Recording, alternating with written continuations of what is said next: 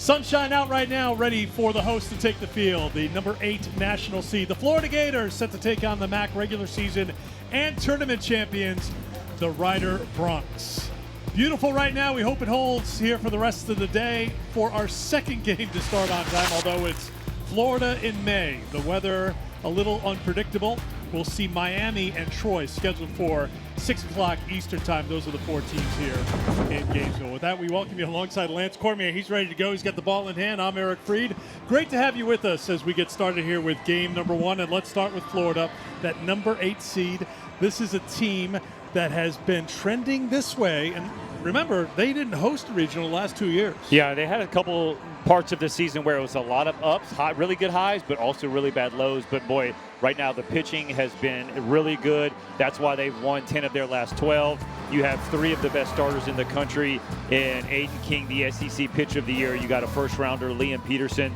Right now, Russell Sanford, their number 3. He gets the ball, and he still has big league stuff on the mound. You also have a bullpen of Luke McNeely, Josh Reitner. They got Jackson Barbary back, and I feel like that's been their biggest thing and why their pitching staff has been really good.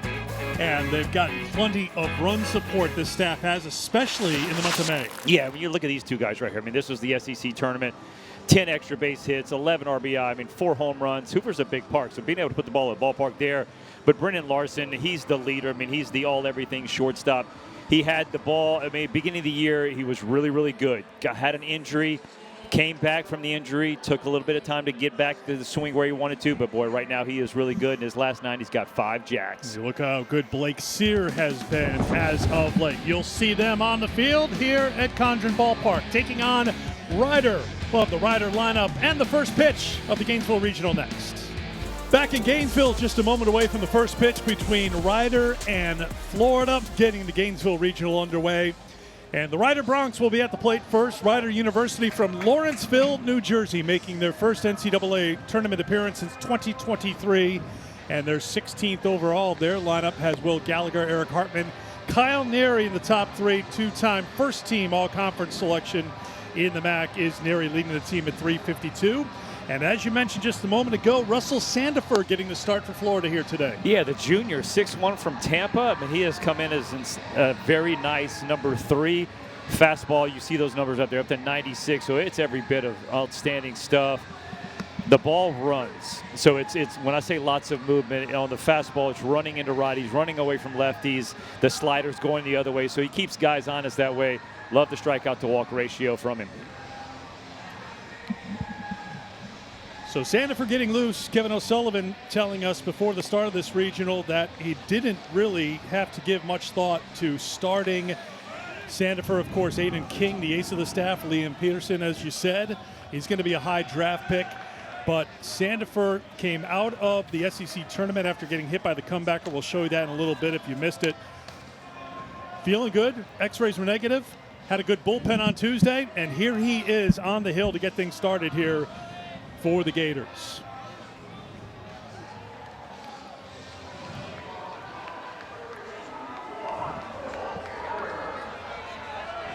(1:06 p.m. Eastern time, our first pitch. It is warm, 88 degrees, as Sandifer gets ready to go on a humid afternoon with the sun shining here at Condren Ballpark. And the first pitch is in there for strike 1 to Will Gallagher, the senior third baseman for the Broncs.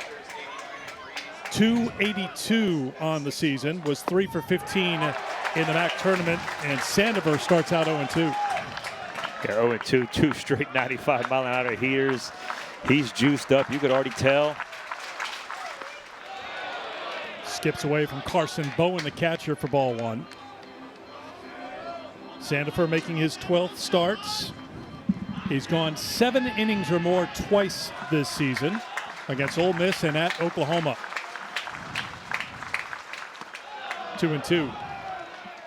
Well, Eric just mentioned in the open about the relievers in the back end of that Florida bullpen, especially getting Jackson Barbary back. He is one of the lockdown guys with, again, triple-digit type stuff. So you don't necessarily need him to get you to 7. High heat, swing and a miss. Down goes Gallagher, 1 down.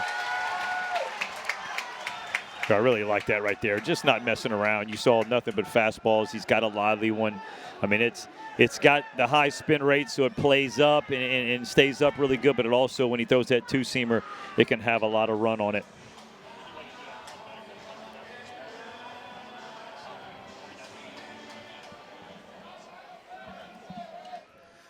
Eric Hartman, strike one. Senior right fielder, 321 on the season.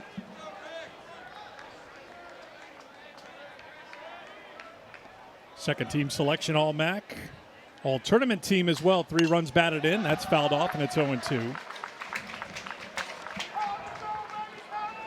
MAC tournament was in Wappingers Falls, New York, south of Poughkeepsie. They started with a win over Merrimack, got a win over Fairfield, lost to Fairfield 12-7. Bottom drops out of that at 84. 2 down, 2 strikeouts for Sandifer. Yeah, what about a start right here? Postseason play, he's seeing some of the best, and that's a nasty changeup. Just you see the inside of that ball, he throws off after the release point, just fades away from that left-handed hitter. Outstanding start, showcasing all the pitches so far.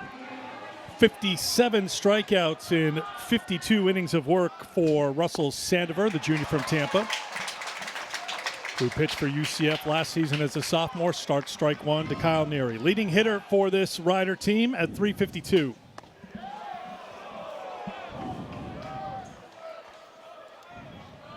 I love the fact that Coach Kevin O'Sullivan trusted Russell Sandifer and gave him the ball. I mean, that shows you a lot of confidence in the guy. I mean, as a part where when you know you have 2 bona fide aces in Aiden King, I mean, the SEC Pitcher of the Year, Liam Peterson, future first-rounder, preseason SEC Pitcher of the Year. So most of the time you're going to go, yeah, they're probably going to get the ball. So to give him the ball shows a lot of confidence in this young man. And like I said, O'Sullivan said he didn't have to really think about it because you don't want to mess around in game 1 of a regional and get cute trying to save your ace. But when you have 3 arms like they do in just the starting rotation, let alone the bullpen that you talked about a moment ago, you are dealing with from a position of strength. Absolutely. And obviously when you think about, hey, a win here, really you set yourself up nicely in that 1-0 ball game. But again, it comes down to throwing strikes, and right now we see him throwing strikes. Full count to Neary. Called strike 3. Sandifer strikes out the side, and that's how you get things started to open up the regional. Yeah, how about that? Punching out the side, getting it done right here. Gators bats coming up in the bottom of the first. Same lineup here with Jones in the leadoff spot. Lance talked about Lawson and Sear 2-3. Surowick and McDonald, the top 5 before you get to Carson Bowman. This is a Florida team hitting .278 on the season. They scored 28 runs in 3 SEC tournament games, and they will go up against P.J. Craig, who was a great story in the MAC tournament. Yeah, really cool story from P.J. Craig. I mean, this is a guy that's going to go out there, give me the ball, the senior, 6'4", built for it. I love the fact that he told Coach in the MAC tournament, he literally threw 187 pitches in 3 days, right? 3 days, threw on Friday games, and then right. on Sunday. So, I mean, only 1 day rest. Heavy dose of fastballs, even though it's in the 88 to 91 range. And again, mentioned the workhorse. He's a guy that says, just give me the ball, man. Like, let's go. Senior year, you know, season's on the line. I want the ball. And, man, what better guy to have it right here, P.J. Craig. 9-3, looking for win number 10. How about it? Double-digit wins for him if he can get this. No doubt, MVP of the MAC tournament with the win against Merrimack, and then in the deciding game went 7 in the win against Fairfield as the Bronx went 3-1 in that tournament. Talked about the first 3 results, and then they beat Fairfield in that, if necessary, game 2 of a doubleheader to get here to the NCAA tournament. Kyle Jones will step in for the Gators, sophomore center fielder, to lead things off. First pitch from Craig is hit to left center field and hit well. It is carrying. It is deep. It is gone. First pitch, home run. Gators on top.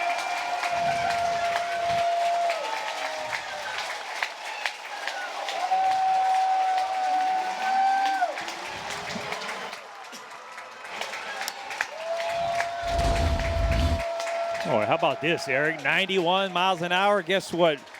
Middle part of it, belt high. Kyle Jones, he was ready in the box. 406 feet. That's a big part out there. You see that 380 sign, man. You got to hit it well to get it out there, boy. And there was no doubt it was going out. Third time he's hit a leadoff homer this year. The sophomore from Athens in his second year with the Gators, number 6 overall. And it's 1-0 Florida as Brendan Lawson steps in. Home run number 91 for the Gators as a team. So for all the talk about how good the pitching has been, the runs have been there as well for Florida, especially over the last month. Fouled off by Lawson. It's 1-1.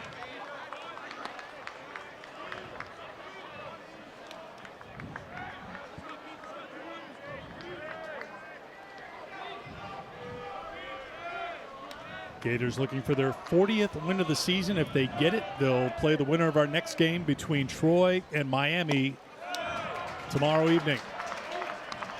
Double elimination tournament here in the regional rounds.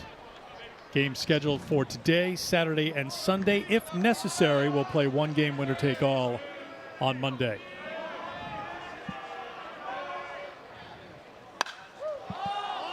Popped up right field. Eric Hartman waits for it to come down, waiting a long time for it to come down. I'd file that one under Major League flyout, 1 down.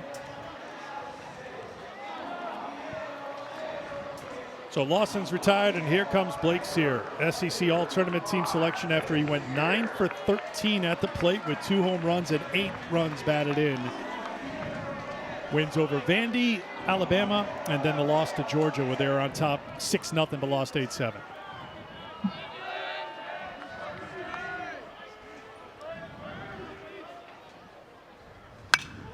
Well, Eric, he's been a guy that as the season has gone on, you've seen that average really skyrocket. The power has been there, plays outstanding defense. So he's one of those 5-tool guys. Has some little history in this regional. Was a former Miami Hurricane, so you know he's itching to probably play those guys. 1-1 the count to Sear from Windermere, Florida. Spent 2023 and 2024 with the Hurricanes. Popped up foul ground. A lot of foul ground here heading towards that Florida dugout, and running out of room is Schuett, the catcher.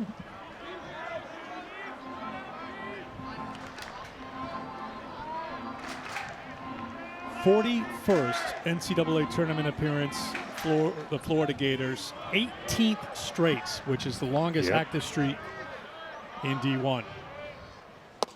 2-2. How many years has Kevin O'Sullivan been here? This is his 19th season. There you go. Right.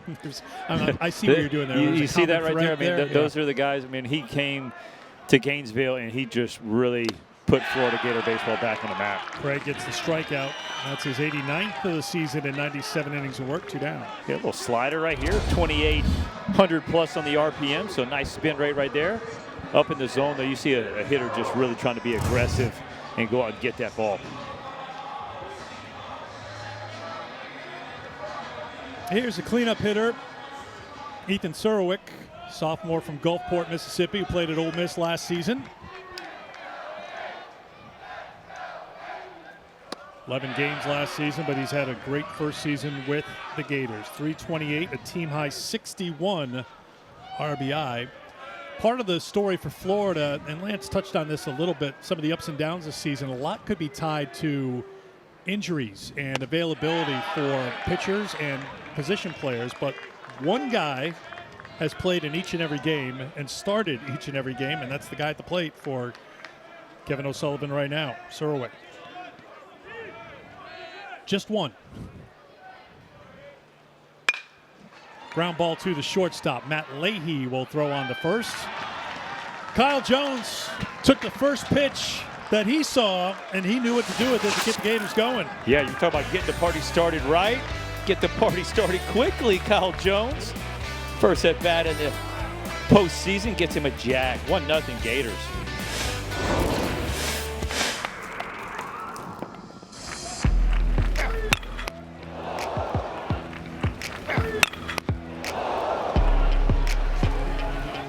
Hear that for the full impact of what happened in the last appearance for Russell Sandifer when he was hit by that line comebacker, left the game against Georgia in the SEC tournament. You could see the swelling pretty quickly. First pitch has popped up here at the top of the second.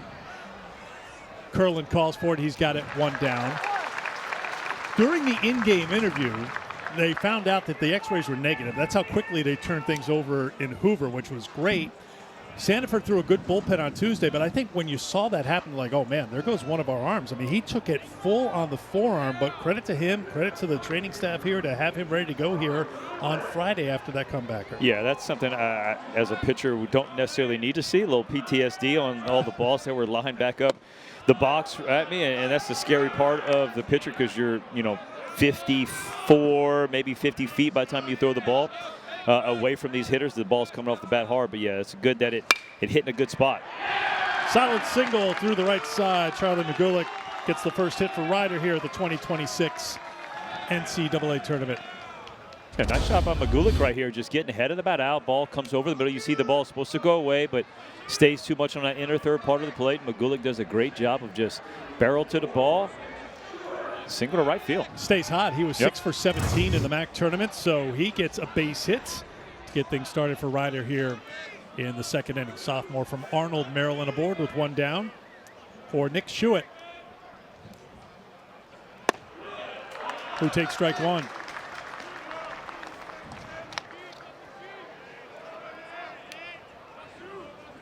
Junior from Jersey, Mountain Lakes, New Jersey.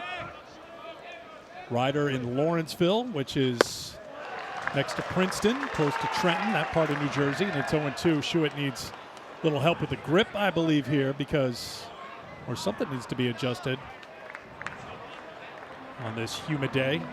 Yeah, it looked like something fell off the bat. Yeah, the knob come off, maybe? Get some pine tar on that. How about that enrollment? 3,850 kids. There's some Texas high schools that are almost graduating 2,000. I saw on Twitter this week. See, Dr. Barry Davis, the acting head coach, Lee Lipinski, the head coach in his first season on a personal leave. In his second season, I beg your pardon. Davis had retired after 20 years as head coach, and then he's come back on an acting basis, and he picked up where he left off because he picked up his 5th MAC tournament title here in his first year in his return to Ryder. I love how when they gave him a call, he was like, yeah, I'll come back. Yeah, for sure. This retirement stuff's for the birds. The 1-2 to Schuett. Off the plate, 2-2. A lot of his talk was about leading men and creating, the habits that these young men need to have to make them good ball players, but also to make them men and good husbands and good fathers. And so he said, yeah, why not go back out there and get into the coaching and the dugout and, firsthand knowledge, you get to see the guys. Swung on a missed. 2 down. Yeah, you two were talking about, he's got a doctorate, obviously, Dr. Barry Davis. And when you two started to talk about emotional intelligence, that's when I tapped out on the conversation. You noticed that, right? Right. Was it more the emotion or more the intelligence? It's a combination. Okay. It's all of it, really.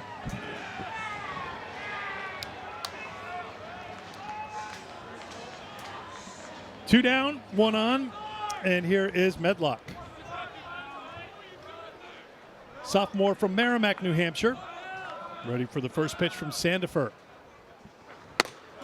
Ball 1. 4 strikeouts now for Sandifer. Struck out the side to get things going in the first.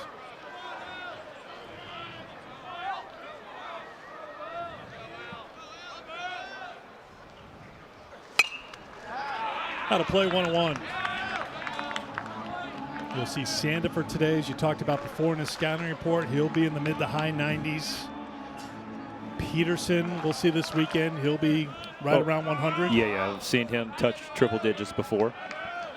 And that bullpen, more than one arm, could be around triple digits. Big cut by Medlock. Couldn't get it. It's 1-2. Yeah, technically, when you look at just the numbers, Aiden King, the pitcher of the year, he probably has the not as good as stuff when you talk about the analytical numbers. But, man, he is a bulldog on the mound that loves to compete. Knows how to win, that's for sure. Medlock gets a piece. It's a veteran rider group. 22 seniors and juniors make up this roster. The team, when you look at their course of the season, they don't beat themselves. Very good in the field. There's 38 errors committed. Turned 7 double plays in the MAC tournament. Popped up. Breeze blowing in from left is going to help this one get to the stands, I do believe, and it will.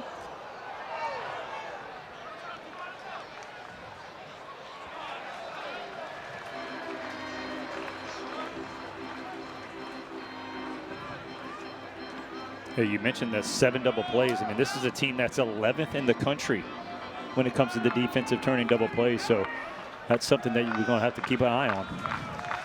24th in the country in fielding percentage. Ground ball to third. The backhand by Surowick. The throw across the diamonds. A high one, and the tag put on by Stripling. Might get a challenge here from Ryder, and I do believe we are going to have our first video review.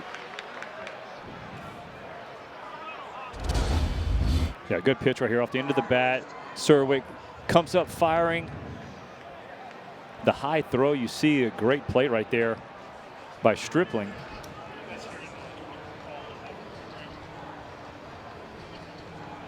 So that's going to be really close. Challenge is official. Linus Baker, our plate umpire, making the announcement. Where is the tag is the question. You know, if you're looking at the feet of the first baseman Stripling nowhere near the bag, but it's the tag that's the call here. I'm going to say the looks we've seen so far, this play should stand.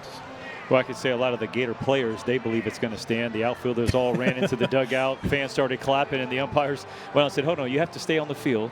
Went and got the guys to come back out. Video review being handled at the replay center in Pittsburgh, so they will handle the decision here. They'll go through all the different angles. Looks like there's contact left shoulder or the chest as we go frame by frame. And this is what they're looking at in Pittsburgh, and they'll relay their decision to our field crew here in Gainesville. Call on the field is out. And I don't think we've seen enough to overturn that call. Yeah, they're a little hesitant. Like he went to his ears like, I think we should. And it's one of those where, oh, hey. Okay, we can look at how the sausage is made. We have a live look at the control center in Pittsburgh. They talk about quad box and all that. I mean, they had TVs everywhere. Yeah. Here comes the call from Linus Baker. After video review, call on the field of out is confirmed. Ryder has 1 challenge remaining. Confirmed is the call. Unsuccessful challenge, leaving Ryder with 1. 1.5 in the books here in Gainesville. 1-0 Gators. Florida Gators playing their best baseball of the year. Winners of 10 of their last 12. Their 6-game winning streak was ended by Georgia in the SEC semifinal round. They had that 6-0 lead on Georgia. We showed you the footage before. Sandifer getting knocked out of the game early. Maybe things would have turned out differently against Georgia for Florida, but the big takeaway for O'Sullivan and the Florida players that we talked to yesterday is love where we are right now. Absolutely. And I talked to Coach O'Sullivan this morning. He said that Sandifer looked his best he's ever looked. He said in warming up that inning. And so, yes, they felt like they could have had a better shot in that game against Georgia if he was able to stay on the mound. But still, some of these coaches, if you don't go and win it all, to come home, get a little bit of rest, you get guys healthy. They've been battling injuries all year. So get back home, get ready. That's exactly what they did. 1-2 the count to Caden McDonald, leading things off for Florida here in the second inning. McDonald, a big part of this surge for the Gators. Inserted into the starting lineup on April 24th, and he's done nothing but produce since that time, 2-2. Hit .340 in conference play in 53 at-bats. He had a total of 23 at-bats in non-conference play. Kevin O'Sullivan saw something in McDonald, two-way player, and he's delivered at the plate. Probably see him out of the bullpen at one point this weekend, too. Good pitch by Craig. Gets his second strikeout, 1 down. When you talk about, you hear the word sweeper, Eric, this is exactly what a sweeper looks like. And this ball starts in the zone, almost in the inner third, ends up almost in the left-handed batter's box. Really nice job.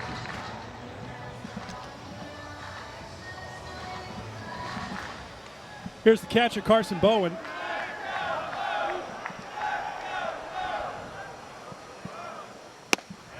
Bowen was on base 5 times in the SEC tournament, had a couple of hits and 3 walks.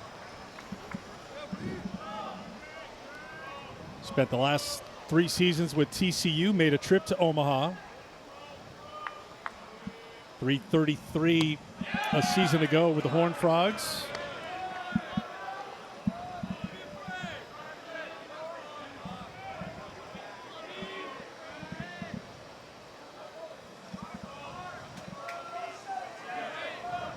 Craig brings the 1-1. Fly ball to shallow center field. Pascal coming on. Under it. 2 down.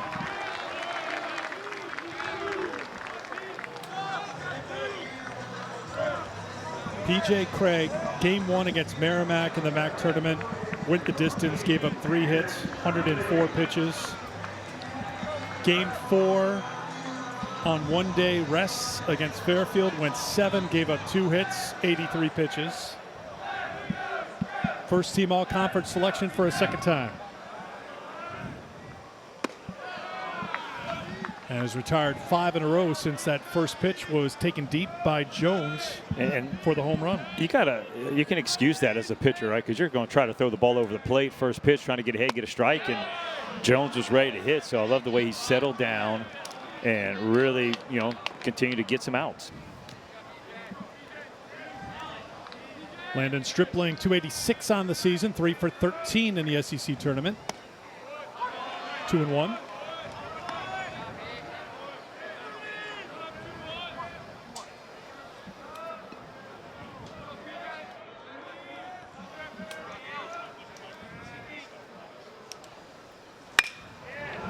Fly ball to Pascal. He's got this one, and it's a 1-2-3 inning for PJ Craig. We'll talk with his head coach when we come back. Dr. Barry Davis will join us here in Gainesville. It's 1-0 Florida after 2. Gainesville, love to see it, although changeable skies as we go along today. It is 1-0 Florida, joined now by Dr. Barry Davis, the Rider head coach. Barry, thank you for joining us, and welcome back to the NCAA tournament. Appreciate it. Thank you. Thank you.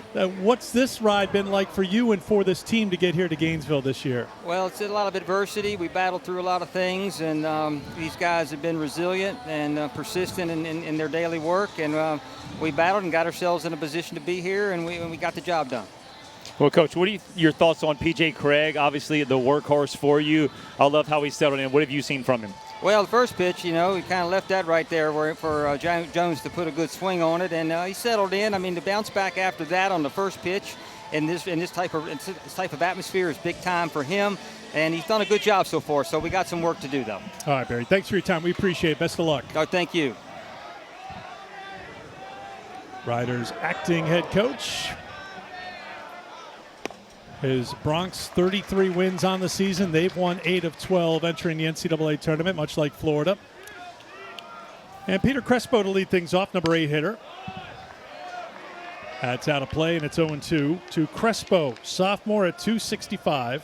Drove in 5 runs in the MAC tournament to earn all tournament honors. 1-2.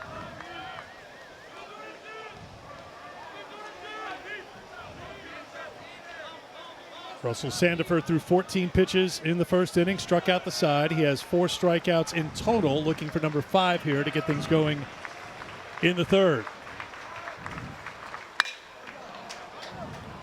Fly ball to the center fielder, Kyle Jones. 1 down.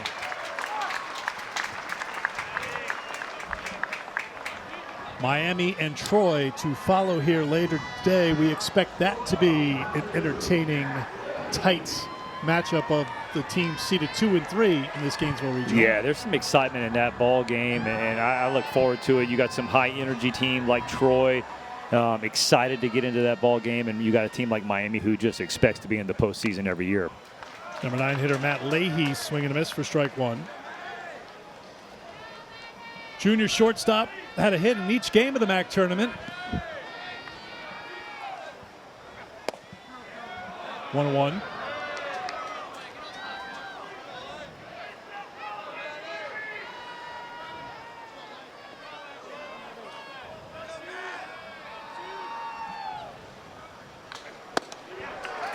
1-2.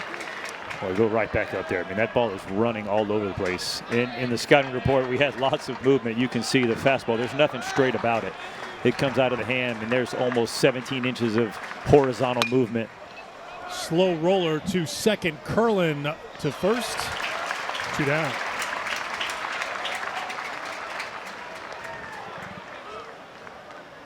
When you talk about the differences in conference and when it comes to especially the high level guys like a Florida pitching staff. I mean, we talked to Kyle Neary, and he said, we've seen velocity, but it's not going to be every single guy that comes out of the bullpen, comes into the starting rotation. So seeing the velocity, but also seeing the movement that Russell Sandover has got to be something new. Yesterday, weather interrupted riders on-field practice, so they were in the cages, and we were asking, well, how do you get ready for 97 to 100? Barry said you just move the L screen a lot closer. They were dialing up the pitching machine a little bit because we were there. We could hear it whistling behind us. You do whatever you can, but until you get in the batter's box and see it and that movement, and that's right. It's tough to prepare and that's what Kyle Neary said. He goes, you can prepare for it, but there's something different about when you step in the box and it is real. But yeah, how about did you ever catch the smell from the ball as they got the pitching machine juiced up to those high velocities? That you could smell the burnt leather. Backing up on it is Lawson at short. Tough one, and safe at first is Gallagher. Skip to first. Good grab by Stripling, but Gallagher beats it out. You're talking about out of the box hustling. This is a great play. Ooh. Challenge coming from Florida. Safe is the call on the field, but this might be a successful challenge because I think it hit that grass and got into that glove pretty quickly. One more frame maybe to see it disappear into the glove. You asked for it, they give it to you. Oh, well, we're dealing with professionals. And you're talking about a shortstop that has a big league future in him. He understood the goal right there. Don't try to throw it all the way. Use that grass, skip it off of it like you would do the turf, and a good stretch by Stripling. I think it's in there. I think by a whisker. Now, it's got to be conclusive. We all know how replay works.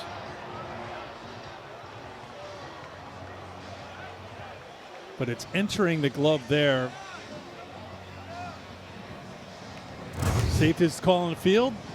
It's been challenged by Kevin O'Sullivan.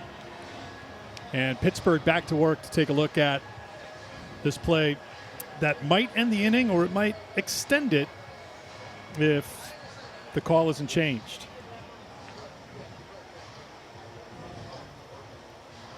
And I have the feeling this one may take a minute or two.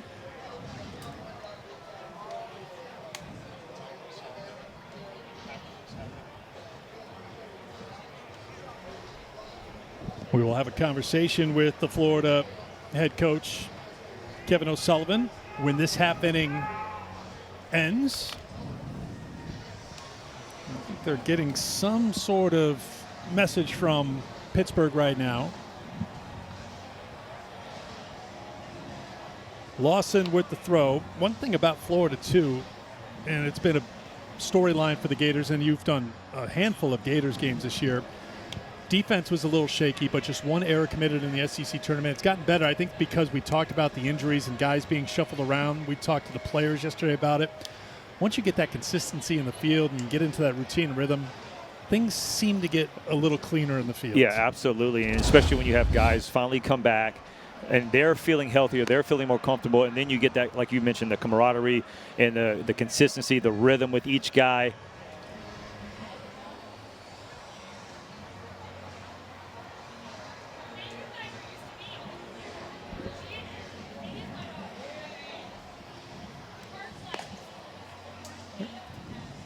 Taking a lot of looks here. This is an extended review by Pittsburgh. We're showing you what they're reviewing as well.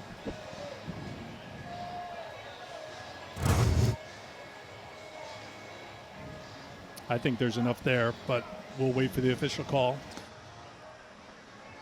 Ryder had an unsuccessful challenge earlier.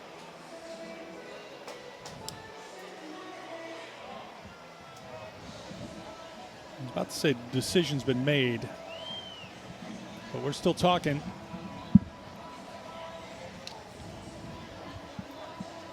Linus Baker takes off the headset. They've got the call, and let's see what the decision is.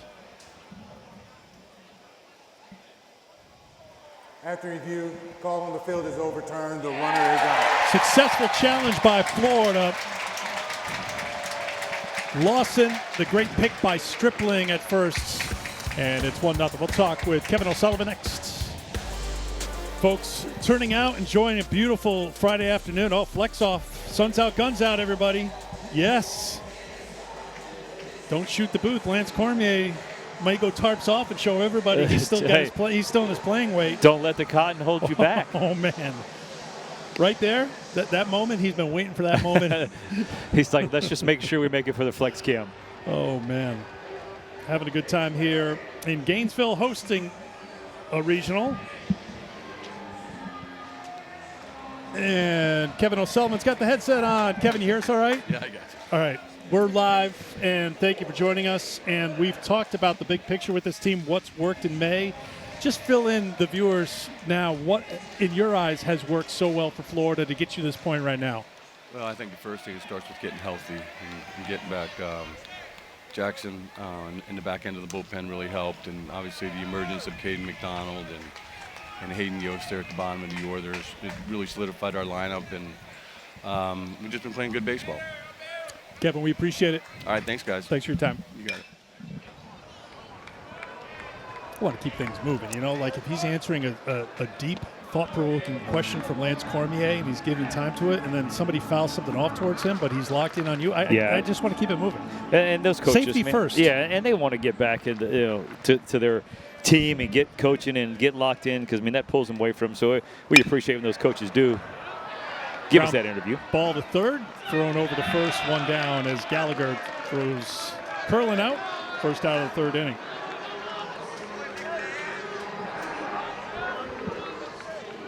He just touched on, and he mentioned a handful of names. One name that should stand out when you're talking about Florida, and you don't normally say that about a number 9 hitter, but Hayden Yost is stepping to the plate, and there has been no drop-off at the bottom of the lineup for Florida, hitting .438 over his last 10 games, 5 for 11 with a home run in the SEC tournament. Takes ball one. Yeah, let's take this even further, because when it comes down, usually you see guys' numbers pretty good non-conference. They get to the conference, especially the SEC, they drop a little bit. Hayden Yost from the 9-hole, 328, 9 home runs. Like, everybody's going to take that. That's one of those ones, and I was talking to hitting coach Tom Slater today, and he said, man, what the emergence of him, and like he mentioned, Curling, getting healthy, and McDonald is just basically lengthening out their lineup where they feel like they can get any kind of production on the positive part of it from any part of that lineup. 1-1 to Yost. Ball 2.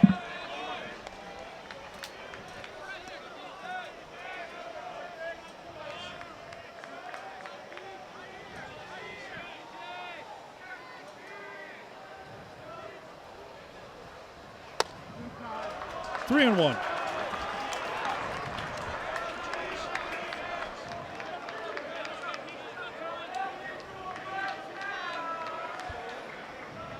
Seven in a row retired by Craig after giving up the home run to Jones to lead things off, 3-2. How about that little pitching backwards? You got a hitter's count 3-1, and PJ Craig says, I'm not going to throw you that fastball, mix in a slider. Nice job of evening the count. Jones on deck. That's fouled off. Scramble for the foul ball will be on. Nope, not for that one. That's on top of the roof. Sorry, kids.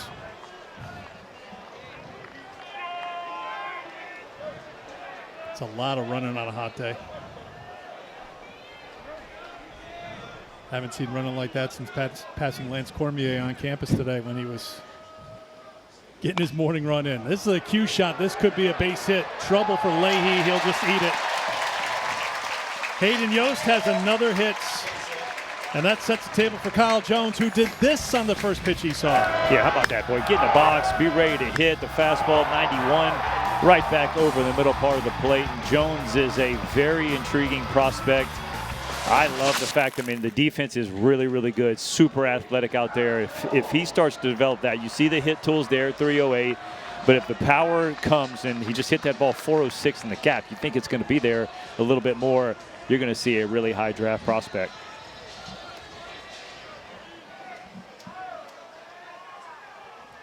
Kylie McDaniel most recently had him somewhere in that round 3 to round 5 range in this year's draft. Swings like that will help the draft stock go up a little bit, 406 feet to account for the game's run. And he is a guy that is a sophomore, so he has a lot of flexibility and also leverage when it comes to the MLB draft, because he has another year where he still has that leverage. So if he doesn't like where he's picked, then we'll see.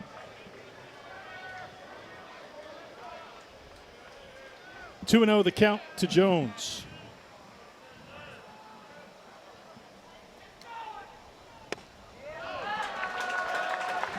Craig a little careful with him right now. Can't blame him after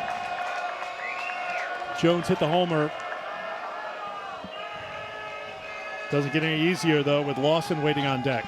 It's also the first time he's gotten in the in the stretch. You know, he threw the first pitch, wind up. He never had to go to the stretch after the home run. So you get a guy on and see what happens. You see a lot of the fans touching the head. The Florida Gators actually had the use of the ABS challenge system in the SEC tournament. Not being used in the NCAA tournament. Much to Florida's chagrin and Carson Bowen's chagrin, because he was awesome on ABS challenges in the SEC tournament. He was 9 for 10 behind the plate for Florida. Works out to be a walk. The guys had a lot of fun with it, right? Yeah. You could see, I remember Chase Fralick, he had a couple bad ones where he just couldn't get one right, and then finally he got it. He threw his hands up, and the crowd gave him a standing ovation. So, yeah, the guys had a good time with it. I thought it was pretty nice, especially being there. You saw it. It happened quickly. So I don't know how quickly it can get into the college game, but it was fun to have at the SEC tournament. Schuett went out to talk to Craig with 2 on and 1 out, and the dangerous Brendan Lawson coming to the plate. Sophomore from Toronto, fly to right his first time.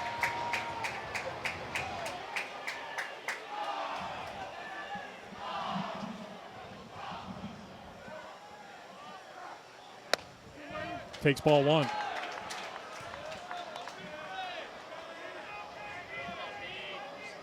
Lawson played 4 positions last year for Florida. Didn't play at shortstop at all, which is his natural position. And that's where he is now for the Gators. Check this swing. It's 2-0.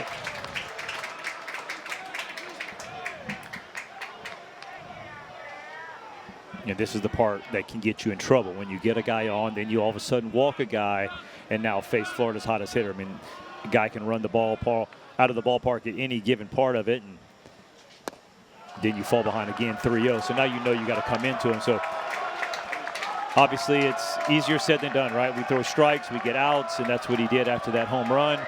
The little squibble off the bat maybe changed his mindset, puts him in the stretch, and then a 5-pitch walk, and now he's 3-0 to the hottest hitter. Ball 4, and the bases are loaded here in the third.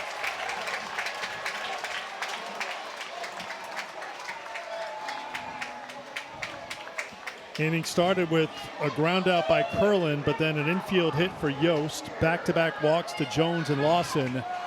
And a conversation coming here for the Bronx. Casey Aubin is their pitching coach. Blake Sear will be at the plates.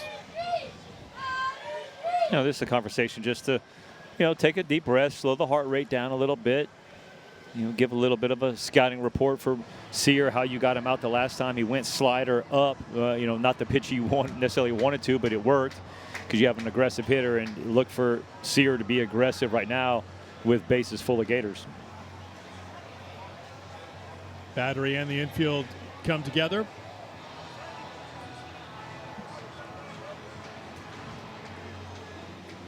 Ryder hanging tough. This is a program 3 years ago, last time they were in the NCAA tournament, that went to Conway, and they beat Coastal in the opener in 10 innings, 11-10. Hoping history can repeat itself here in Gainesville. Down 1-0, but a big threat here for the Gators with Sear at the plate and the bases loaded and one down. Swings at the first pitch and pops it up on the infield. Infield fly rule, big pitch. Caught in foul ground by Magulik, 2 down. Boy, you say here, Eric, big pitch. That was huge. He goes back to the slider. I knew Blake Sear would be aggressive. I mean, when you have an RBI guy, when he has opportunities, he doesn't want to let that pitcher get into a spot where, especially after back-to-back walks, knowing he's going to try to be in the strike zone. So you got to give Craig a lot of credit. That was a great pitch to get the out. Here's Surowick, who grounded to short in the first.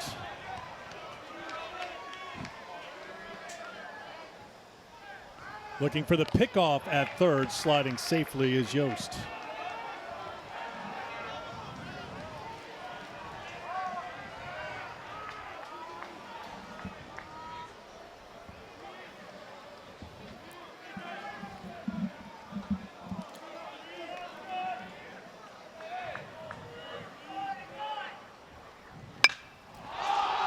Popped up on the infield, Medlock, and Ryder gets out of the jam. P.J. Craig getting it done, leaves him loaded in the third. On to the fourth, 1-0 Gators in Gainesville. Well, sometimes you got to be good, sometimes you got to be lucky, boy. This is a bases loaded hanger right there, and P.J. Craig gets out of it. Boy, that's a big jam to get out of. It keeps it a 1-0 ball game. And so a lot of times those, Eric, that's the pitch where the catcher picks his hands up, puts it behind the umpire, give me a new ball, right? That one doesn't stay in the yard very often, but it does for the Bronx, and we got a 1-0 ball game. On to the fourth inning. Florida, the number 1 seed here in the Gainesville Regional. Ryder, the number 4 seed, bunted foul to start things here in the fourth. Miami, the number 2, Troy, the number 3, will meet this evening here at Condren Ballpark.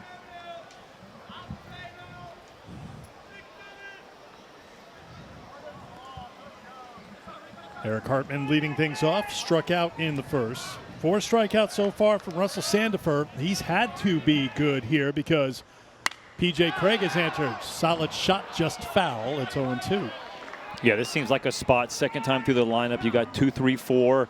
A team could make a run at you right here. So if you're Russell Sandifer, you got to witness that, know it's coming.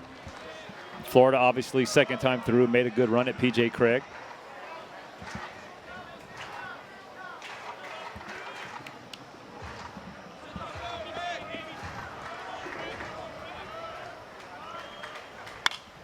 Out of play. Hartman, the senior from Medford, New Jersey, hit .351 a season ago. Came into the NCAA tournament at .321 this season. Second team all-conference, all-tournament team selection as well.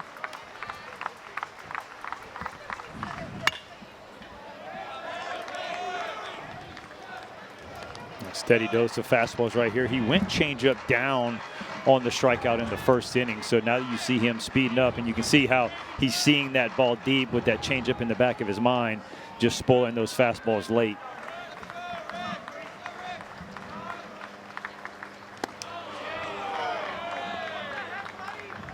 Tried to go to it, pulled it a little bit.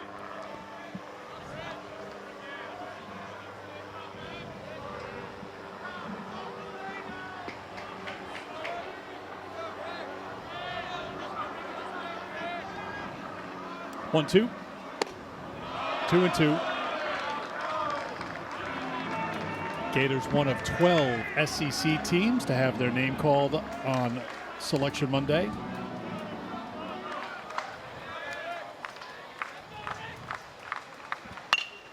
Ground ball to second. Kurland to first.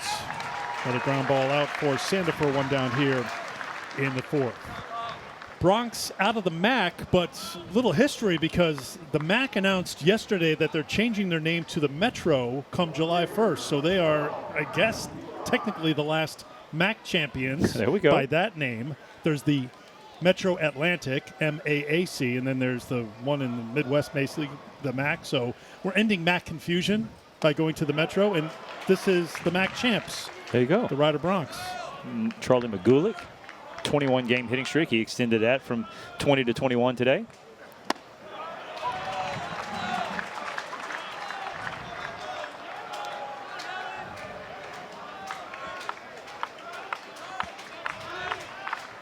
0-2 the count, quickly to Neary. Struck out looking in the first. 1-2.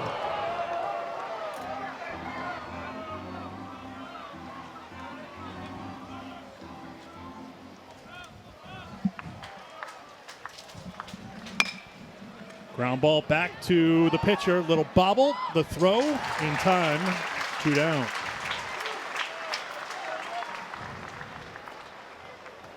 Little smile on his face, little PFP. A lot of times that ball, you feel like it's going to get to you a lot faster than it does, especially off the end of the bat. It looks like it's coming hard, then it slows down a little bit. He had a little trouble getting out of the glove, but stays with it perfectly. What have you liked about Sandifer here today? I just like the way he's just attacking the zone. I mean, you're throwing strikes. I mean, he's got great stuff, and a lot of times guys just try to nibble. When you have the kind of stuff that he has, I mean, the ball's running, it's cutting, it's running, it's moving, everything. So, I mean, literally, you're seeing the catcher Bowen just sit middle part of the plate and just let it work.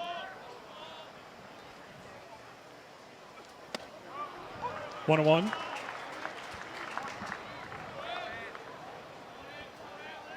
Sandifer worked into the second inning against Georgia, gave up a couple of hits. The second hit was the 105-mile-per-hour line drive off his arm in Hoover. On that pitching arm, and not a trace of it left. 2-1. 2-2.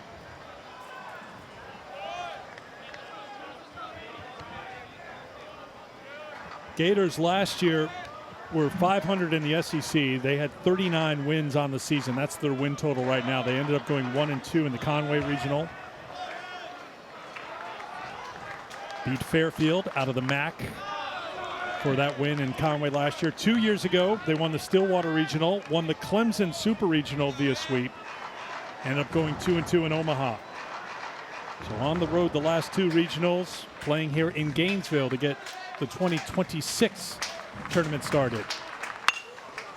Hit the opposite way, dropping quickly, but staying in the air long enough for Yost to put it away. Another 1-2-3 inning, 8 in a row retired by Sandifer. Tight one here after 3.5 in Gainesville. 1-0 Gators. 4 teams here in Gainesville. We start with Florida and Ryder, heading to the bottom of the 4th. Coming up tonight, 6 Eastern time now, full disclosure. The weather looks dicey, so we may be with you off and on tonight, but we're going to be ready to go at 6 o'clock. ACC Network for Miami and Troy. A lot of people looking how, well, if the seeds hold, it could be Florida and Miami coming up in a matchup of 1-0 teams. And if you think about that all-time series, the Gators with 138 wins, the Hurricanes 136 wins and 1 tie. That's how tight it's been. But I have a feeling we're seeing right now Ryder has something else in mind, and we know, talking to Troy yesterday, playing such a tough schedule this year, they feel like they're ready for what the team from the ACC has to throw at them today. Yeah, absolutely, and that's exactly what they did. Was they scheduled hard, they put the names on the jerseys, right? Didn't matter who they played, they were going to go to them. Went to Georgia twice, played Alabama home and home, so they're at a point where they don't necessarily look at that. They know they do what they do, they'll be successful. Bottom of the 4th. This is in the gap. It's down. It's heading out towards the warning track and all the way to the fence.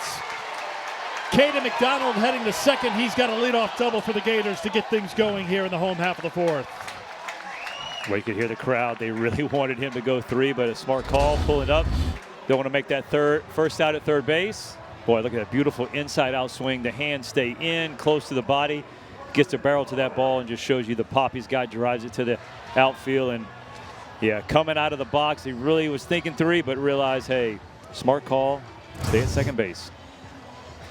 4th hit of the postseason for the sophomore from Tampa. When you combine it with what he did in the SEC tournament, had a 3-run home run against Georgia in Hoover. I'll bring up Carson Bowen.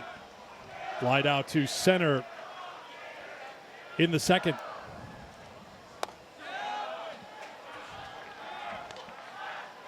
One of Caden McDonald's best games of the year, by the way. He had a couple of doubles and 3 RBI in the win over Alabama, and also threw 2 innings in that game. Love those two-way guys. Yeah. Did the same against Oklahoma. Hit a couple homers, I believe, in that one. Breaking ball misses. It's 2-0. When was your last at-bat?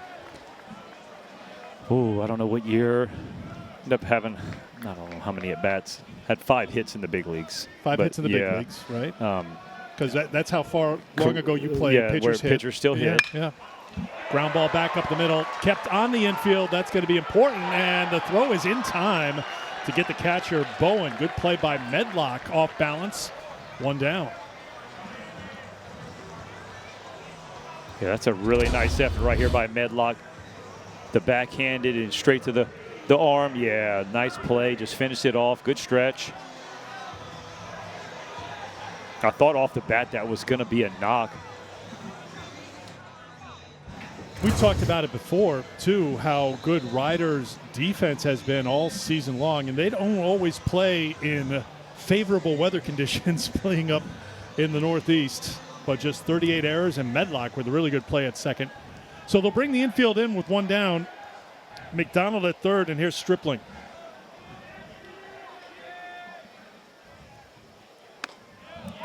Let's tell you where we are in this game right now. You got Ryder bringing the infield in because it's a 1-run game in the 4th inning. Hanging tight with the Gators.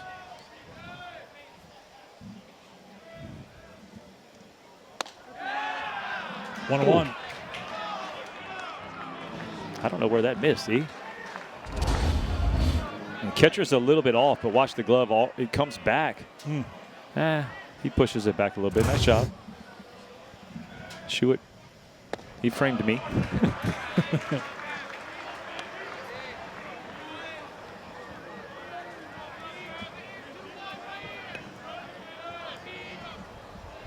By the way, just to finish the thought, I like that you had recall that you had 5 big league hits. You don't forget those. I would not You don't forget those, especially the pitcher talking about getting those 5 hits. Well, like I said, because, I mean, it gets to the point where outside of a Shohei Ohtani, and, you know, I'm sure there's going to be another guy that can do a two-way in the big leagues.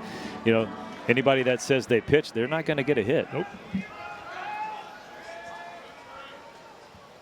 3-1. Foul ball. A lot of foul ground over there, but a long way to cover. Now, I don't want you being taken out of context right now. You were not putting yourself in the same sentence with Shohei Ohtani. I could see somebody making that leap. President of the Lance Cormier fan club. Make that leap. No, that was absolutely meaning there's guys that still hit in the big leagues now that also pitch. And do it really well, that guy does. He's got like a .8 ERA. 3-2 the count to Stripling with McDonald at third and 1 down.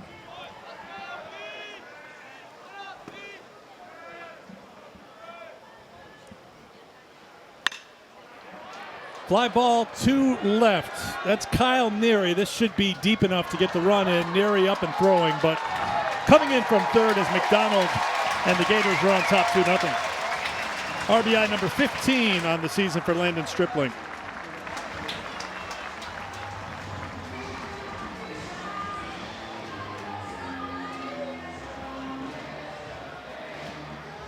Just a good way, good brand of baseball right here. A little double to lead off the inning, a little get him over, get him in. Stripling not trying to do too much. You can see Neary out there trying to deke him, act like he caught it and then pulled his glove down a little bit, but McDonald smartly stays on the bag, waits till you see the ball in the glove. 2 down for Cade Curlin, grounded to third his first time.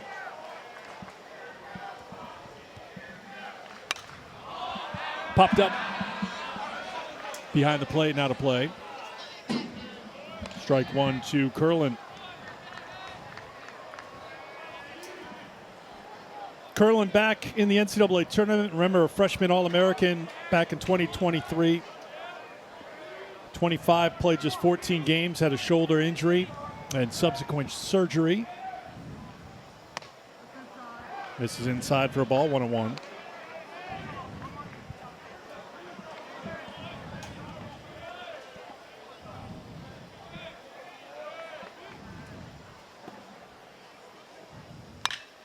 Grounded to third. Gallagher, fair ball, throws on the first, and that will do it. But the Gators tack on a run. McDonald with the double comes in on the sac fly by Stripling. We played 4 in Gainesville, 2-0 Gators. my fixation. The real fun just getting started. Run straight for the breakaway. The celebration is on. Day one, getting closer to the 1st of June, and June 12th is when everything starts in Omaha. A lot of people like Florida's chances because as a top 8 seed, if they win this regional, they would host a super regional, and they're playing well. And a lot of people pointing at the Gators as having a path to the World Series. But right now, Rider's standing in that path, playing well, down just 2-0 as we head to the 5th inning here at Condren Ballpark. Eric Fried, Lance Cormier, and our hard-working crew here on a hot day in Florida. Sunshine, blue skies, some clouds right now. We're expecting some. No, we're not. We are expecting some weather to blow in later, but you know what? Maybe it blows around us. It blows right by us. Okay. Fly ball to left center field, carrying back for Jones all the way to the track and to the fence. Turned out to be a pretty good catch. Acknowledged by Sandifer. Magulik retired, 1 down. Yeah, ball had a little carry right here, and especially with, you can see the flags blowing in right there. It keeps going. Kyle Jones, look, he has the hand out to know where he's at. Hits the fin. The fan thinks it's nice. Sandifer says yes. You know, that's the part where as a pitcher you keep seeing and you're like, what? Come on, come down. Ball, get in the glove. Like, don't keep running. I like the fact, you know, the fans sitting in the Adirondack chairs out there, they had activity when Jones hit the home run to get things started. And, you know, I think that group out there just looking at them right now, doesn't matter if they have a ball hit towards them or if nothing comes their way, they're going to have a good time. They're just relaxing. That's a good spot. Full chill zone right out there. Great spot out there. Or sweat zone. Yeah, so there's not much shade. Yeah. Not much shade. You got a couple palm trees back there to get under. The crowd here, there's a lot of fans finding shade because boy, the sun. This isn't going to end well. Oh, takedown.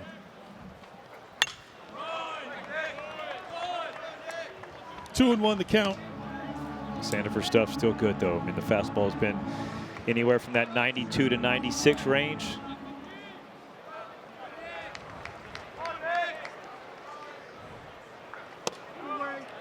Three and one the count now to Schuett, who struck out in the second.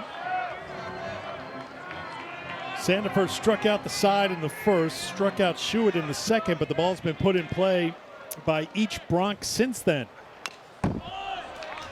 No flinch back behind the plate. Respect it. 3-2.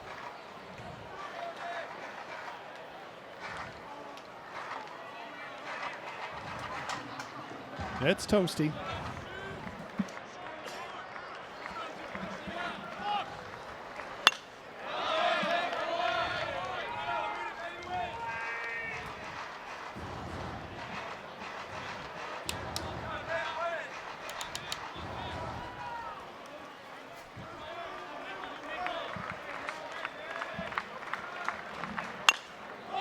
Do not sleep on Nick Schuett's speed, by the way. Okay. 5 triples.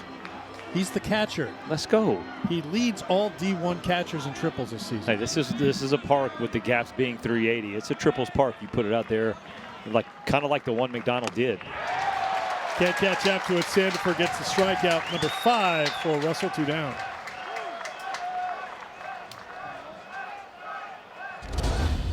Boy, second time King. Schuett, this time the fastball, you can see it just running in. It starts middle, it continues to run.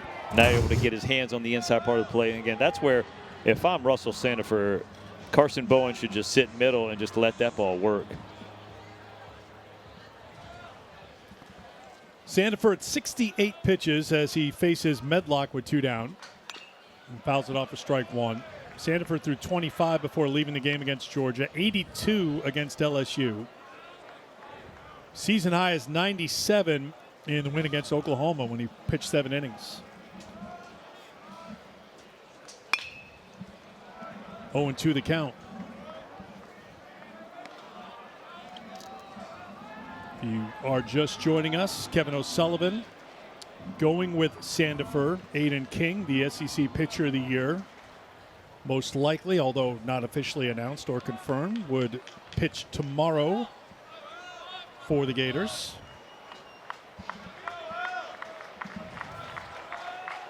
Kyle Jones hit the home run to get things going for the Gators. Ground ball here to Lawson at short.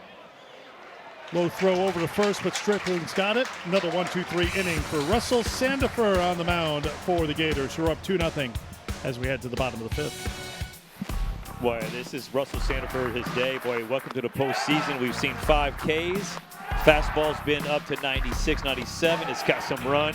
He's mixing the changeup. The slider's good. So you're seeing weak fly balls, ground balls, routine ground balls, basically fungo at bats. And when you see those ground balls to the shortstop, second baseman, that means the ball's running. He's been good. And you can see he's taking care of the body right there. Don't know if that's candy or whatever. We got something. We got some gummies. I don't know, Skittles, Marshawn Lynch style, but he's taking care of things, though. He's not just throwing it on the floor. He's being very responsible. Yeah, nice work. Put it in the cup. Throw it away. It. Doesn't. As Lance Cormier will tell you, any dugout in the big leagues, I don't know if it's the same in college, is a science experiment that you do not want to have a front row seat to. Well, they will. I mean, it's like chunking stuff. Look, he's still going. I love it. All right. He's had to be good. He needs to be on because the guy who's on the mound for Ryder is giving the Florida Gators all they can handle right now. Yeah, P.J. Craig has grabbed the ball, continue to attack these Gators hitters. Good start here for Florida. That's into the gap. Hayden Yost trying for 2. The throw is not in time. It's another leadoff double for the Gators. Yost is 2 for 2. Boy, production from the bottom of the lineup. How about number 9-hole hitter Hayden Yost? That's just a backup slider. Stays on the outer third. Yost does a great job. Look at that hustle. He said, like, I'm going to go double. He knows the ball's in the gap. Great job of hitting the inside part of that first base bag, getting to second base. Last inning, they got a guy with the leadoff double. This inning, another leadoff double. Did a good job of getting him over, getting him in. 5th double for Yost on the season, his 15th extra base hit. Line shot to left. It will get down for a base hit. Being waved around is Yost. Here he comes. The throw is not in time. 3-0 Gators. RBI single for Kyle Jones, who's 2 for 2 with 2 runs batted in and also has added a walk. Yeah, how about these 2 guys back to back right here? Kyle Jones' ball just gets up. Great read by Hayden Yost. I mean, he sees the ball down, hustles right here, and this is just speed making a defense make a play. He's able to get in there. We got a 3-0 lead now. 39 RBI now in the season for Jones, who has a couple here today, and here's Lawson. He takes strike 1. Jones is a threat to go, leads the team with 17 stolen bases in 21 attempts. Lawson fly to right in the first, walked in the third.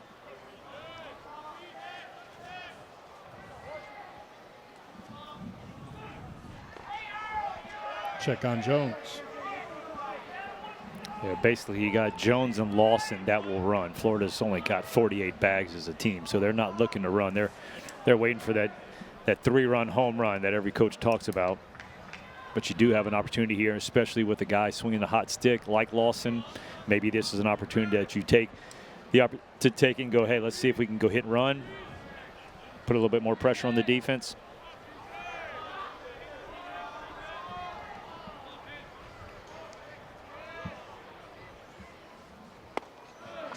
One.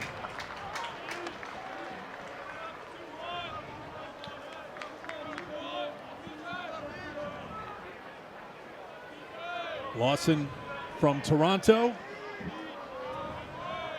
You'll see those Maple Leaf flags being held up here. Puts a charge in this one. Will that carry out of the park? It's to the track and it will stay in the yard. As Lance mentioned before, wind blowing in from left, pretty stiff right now. I think that helped knock it down. Lawson retired. 1 away.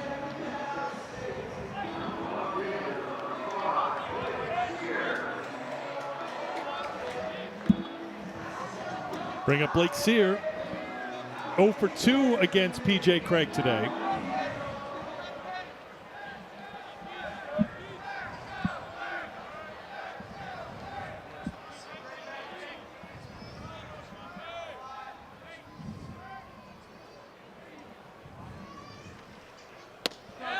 Ball one.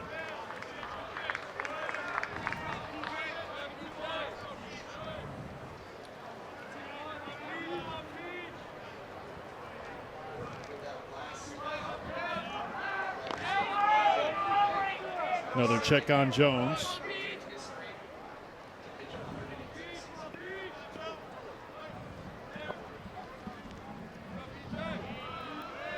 Blake Sear sends a fly ball to the center fielder. Pascal has this one. Jones back to first. 2 down. PJ Craig, congrats to him, getting over that 100-inning mark on the year.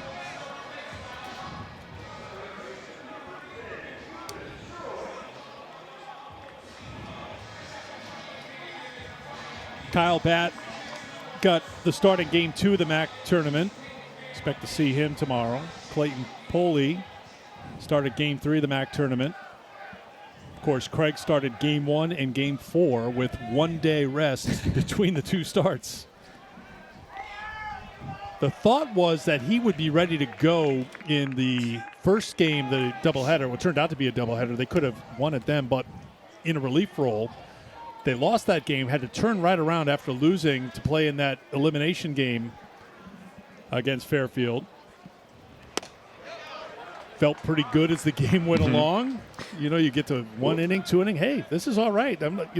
As you know, you pitched. Once you get past that mental hurdle of, I only have 1 day rest and my stuff's okay. I can be effective here through strikes. That's right.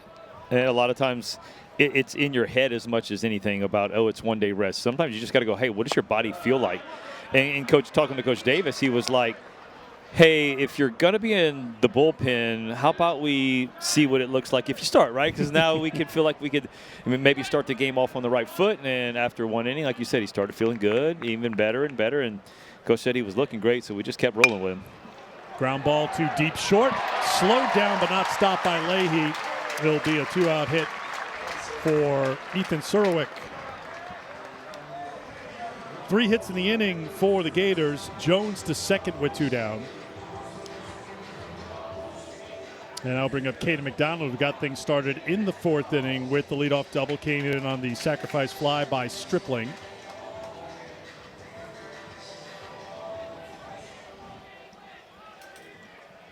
Craig threw 104 pitches in the Game 1 win against Merrimack, then 83 pitches after 1 day's rest in the win against Fairfield.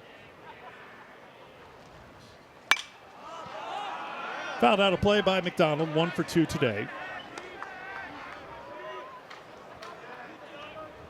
70 pitches now for the senior from New Jersey. First team all-conference twice in his Rider career. MVP of the MAC tournament this year. 0-1 to McDonald. 0-2. So you add it together, 16 innings worked. A ridiculous whip. Yeah. How do you not give tournament MVP to that? That was a no-brainer. 187 pitches you mentioned already, Eric. Yep. Here's the 0-2. Fly ball to center. Pascal coming on. And he was busy. Put away all 3 outs, but 1 run scores for Florida. 3-0 Gators as we head to the 6th here in Gainesville. The NCAA Regionals coverage for all 16 sites continues tomorrow on ESPN Plus and the ESPN app. For more information, he tried to say, visit ncaa.com, the home of all NCAA championships. I'm trying to multitask here. I know I should just read the copy and not try to read the scoreboard at the same time. I think the most shocking result so far today is happening in Auburn, Alabama, much to the chagrin of Lance Cormier, who happens to have a son who plays for the Auburn Tigers. Milwaukee jumped out to a 10-0 lead, up 10-3 right now on the Tigers. Yeah, not a good start for the Auburn Tigers. Good start for Russell Sandifer, though. 5 innings pitch. Pitch number 72. Start the top of the 6th inning is fouled back. Biggest thing you saw in that graphic was 0 walks. I mean, he is just pounding the strike zone, pitching ahead, and then when he gets ahead, he puts them away. That's been his case all season long. Just 18 walks on the season coming into the NCAA tournament and over 50 innings of work. A lot of times you'll see pitchers just truly not buy in and know how good their stuff is. And so communicating with hitters on your team and the catchers, and they let you know, like, hey, the stuff is good, man. Like, it's because these guys face each other in the fall and the pre-spring, and a lot of times possibly in some midweek live games, sim games. And so to have certain guys just say, give you a little bit of props and let you know, like, hey, be in the zone, make these guys hit. Crespo taps it out in front. Sandifer with the throw, and it's scooped at first by Stripling. Crespo retired, one down here in the sixth. I mean, you can just see with the swings, he's getting it on the hands. It's off the end of the bat. The ball's got movement. They think they're going to hit it. Heck of a job. We've seen a couple PFP plays by Sandifer. This one is a little dangerous. Spikes it over there, but Stripling ready in a good position. And Sandifer says, I appreciate that. 12 in a row retired by Russell Sandifer. Number 9 hitter Matt Leahy steps in with one down here in the sixth.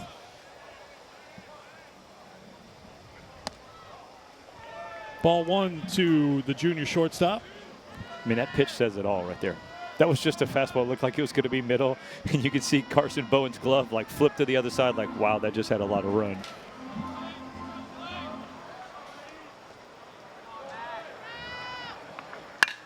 Ooh, right over the head of Sandifer. There is the second hit of the game for Ryder. It's from the number 9 hitter Leahy with one down. That ends a string of 12 in a row retired by Sandifer. Yeah, speaking of PSD, we mentioned earlier, watch this. Sounded hard hit. Might be what Sandifer's thinking. So Leahy stays hot. Had a hit in each of the MAC tournament games. He's got a hit here in the NCAA tournament. Top of the order for Gallagher. 0 for 2 today.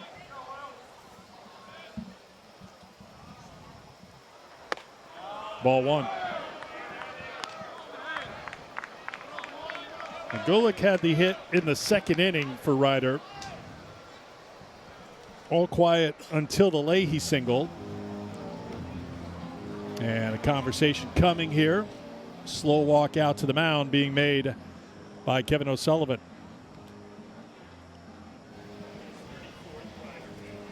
"78 pitches for Sandifer. There is some activity beginning in that Florida bullpen.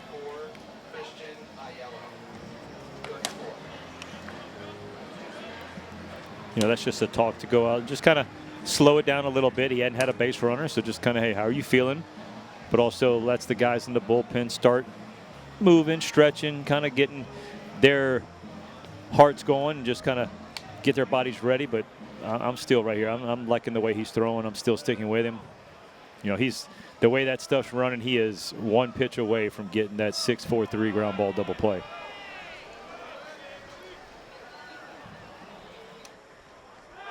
There goes the runner.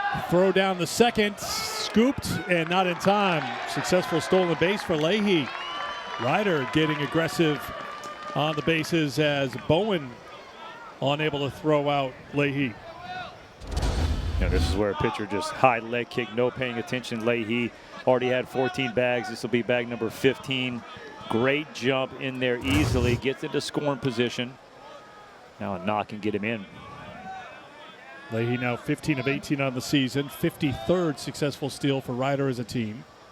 First time they've got someone in scoring position against Sandifer, who throws the ball rather to Gallagher. Count now 3-0.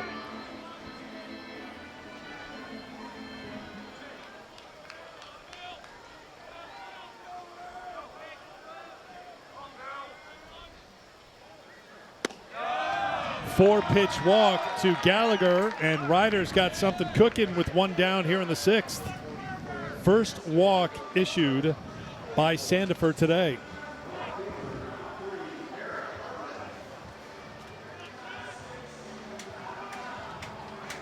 Getting a little busier down in that Florida bullpen. Everyday Ernie, as they like to call him, getting loose down in the pen.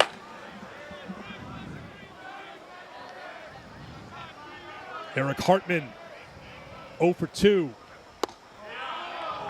Another one from Sandifer misses.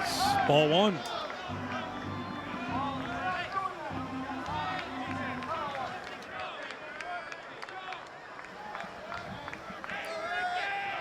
Gallagher at first, Leahy at second.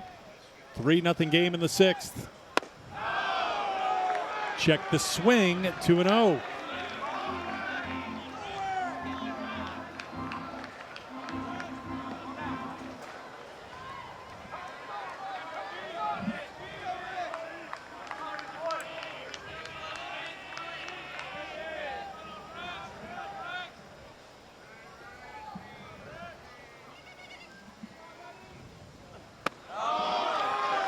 Sandifer has lost control.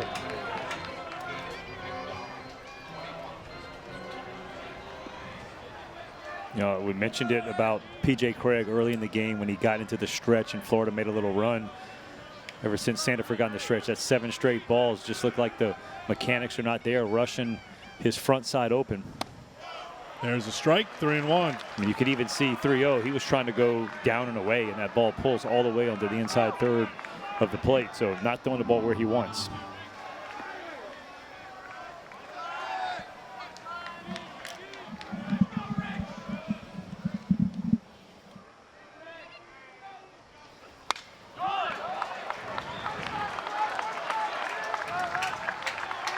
Full count now to Eric Hartman.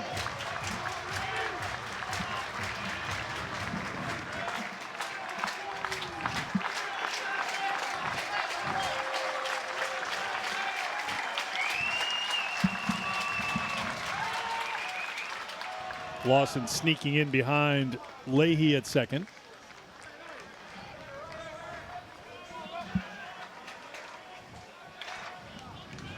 Kyle Neary, leading hitter for this Rider team, on deck.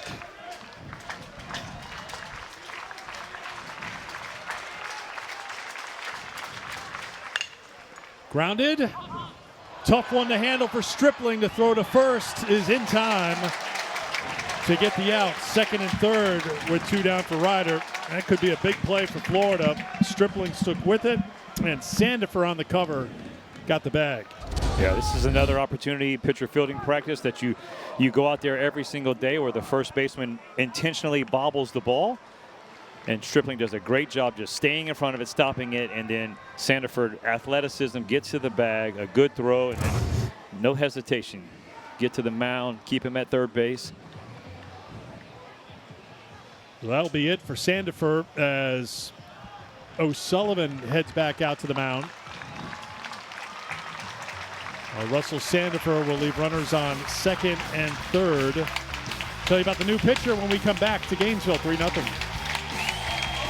5 2/3 for Russell Sandifer, gave up 2 hits, walked 1, responsible for the 2 runners on, 87 pitches, 5 strikeouts for Sandifer. We mentioned earlier that Kane McDonald, we expect to see him on the mound in this series. I don't know if we expect to see him so soon, but here he is. He's 1 for 3 at the plate today, and he'll be the first one out of the bullpen for Florida. And he's a guy that's going to attack the zone up to 95 with the fastball. Look at the strikeout to walk ratio. I mean, so he's pounding the zone, staying in there, getting ahead.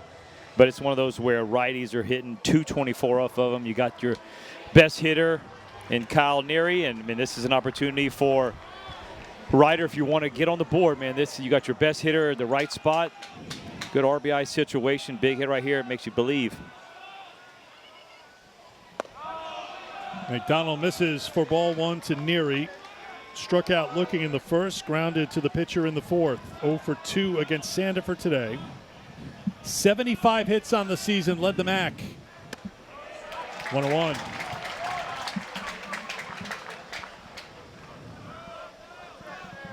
$192 hits in the last 3 years. He's the active hits leader from the MAC, for the Rider Bronx rather. We told you that he was leading the MAC in hits this year. Took a big cut there, couldn't catch up to it. It's 1-2. Something that McDonald's fastball does really well. I mean, it's got almost averaging 20 inches of induced vertical break. Very tough to hit that ball at the top of the zone.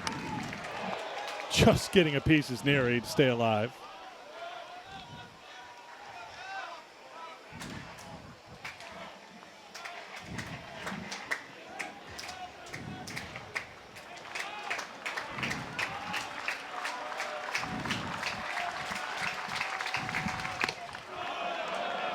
Neary lays off. It's 2-2. McDonald made one appearance in the SEC tournament. 2 innings of work, gave up a couple of earned runs, struck out 4.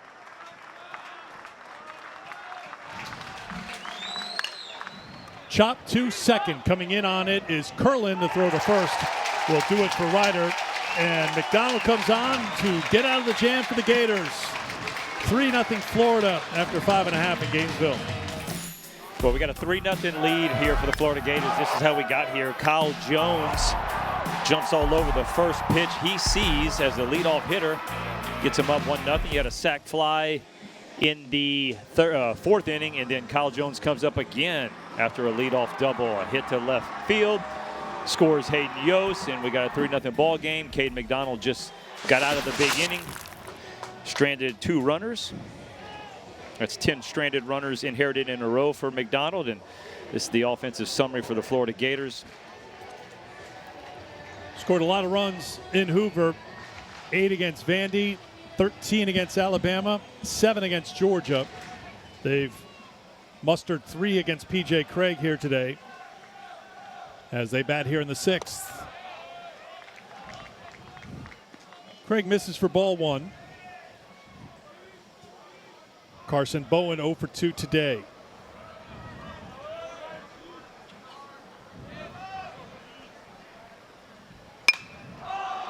Fly ball 2 left. Neary drifts over. 1 away.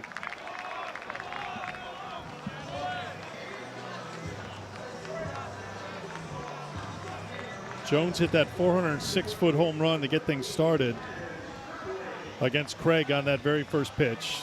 P.J. Craig, the ace of the staff, 9-3. ERA of 3.39 coming in. Doing his best to keep Florida in check. Big opportunity missed at the plate last half inning for the Bronx. Lifted to right center field and hit well, hit far, and hit out of here.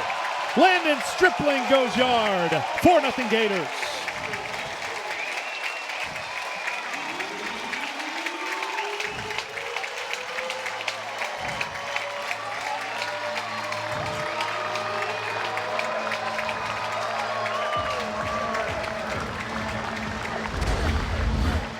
We talked earlier about depth in the bottom part of that lineup. This is just an inner third fastball, a beautiful pitch to hit right here, and Stripling does a great job. Extension through the zone. Again, mentioned 380 in that gap. That's tough to get out of the yard right there, especially with the way the wind has been chunking in, but Stripling's got enough juice. Number 6 on the season for Stripling.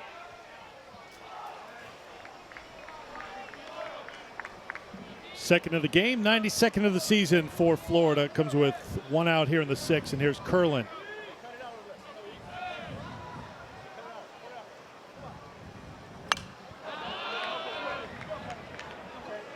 Oh, and 2 to Cade Curlin, who's grounded to third twice today.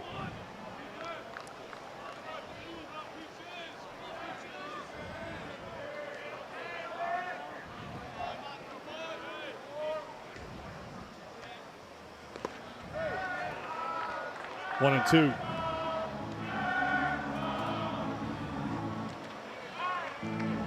Seven hits now for the Gators.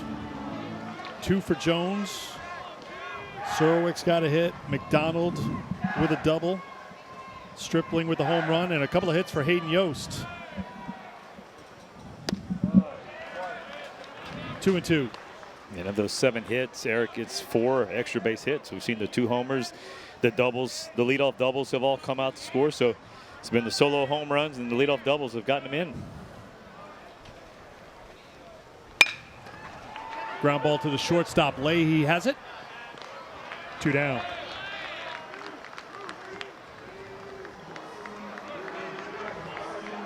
That will bring up Hayden Yost. 2 for 2 today. Remember, over his last 10 games, hitting a team best 438. So the number 9 hitter not slowing down now that the NCAA tournament is here. He's now 7 for 13 in the postseason when you combine today and the 3 games of the SEC tournament.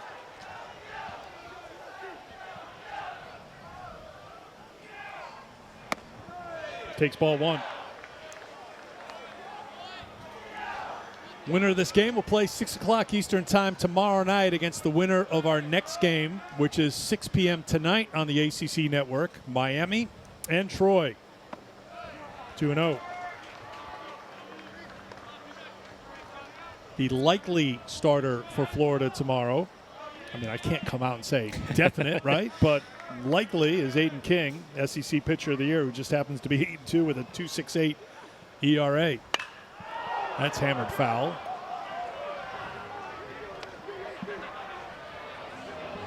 That's down the area where you and I and our crew were kind of dodging the thunderstorms and the rain and talking to teams and watching BP. And that was our hangout spot. That was our hangout, yeah. That's Florida's indoor batting cages down there, down the stairs. They also have a back turf infield. That's just basically a half field where you can take ground balls and work on some things. Especially nowadays, you start going to multiple places where they have all turf fields. So if Florida needs some ground balls on the turf field, they can go to their backfield. 3-1 to count now to Yost. Another one hit down to our hangout. Careful, kids. Oh, that's what I was afraid of.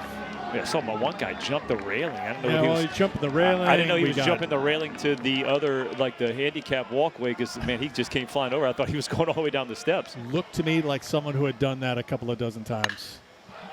Another hard hit ball foul. You know, a lot of times when you start throwing that cutter in on the inside part of the plate to the lefties, it's so tough to keep fair. You can square it up, and we've seen 3 straight barrels from Hayden Yost, but they've all been foul balls.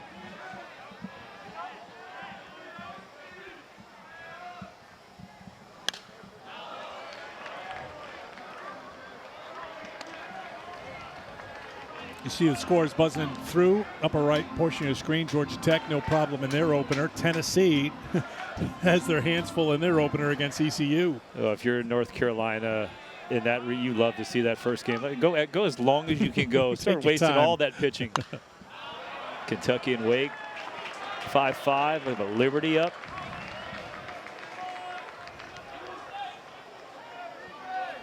Auburn's trying to make a little push. 11-5 now. Oklahoma State falling behind Upstate 4-0 in the early going. Hey, we had them in the regional last year, you and I. Yost sends one deep to left field. It is carrying to the track and in front of the wall. Neary's got it. Good at bat by Yost, but Craig wins the battle. Home run for Landon Stripling. It makes it a 4-0 game. Yeah, extra base hit number 4 for the Gators. Stripling takes that inside fastball, makes him pay.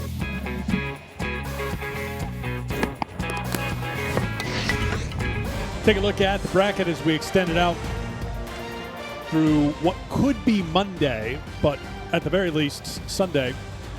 And Florida on top of Rider 4-0. Miami and Troy coming up in game 2 of our doubleheader here today. Rob Evans will get the ball for Miami, making his 15th start of the season, 10-3. He's had a great year starting for the Hurricanes, taking on Troy's Benjamin Stubbs. That'll be the pitching matchup in our game tonight, 6 o'clock Eastern time, ACC Network.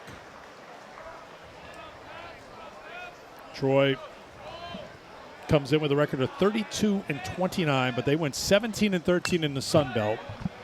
Sun Belt producing 5 NCAA tournament teams. Troy playing a real rugged non-conference schedule. Add that to what was a competitive, very competitive conference schedule, and Troy comes in here with a ton of confidence to Gainesville. Yeah, they're the first team to have a top 10 strength of schedule since like 2018, I believe.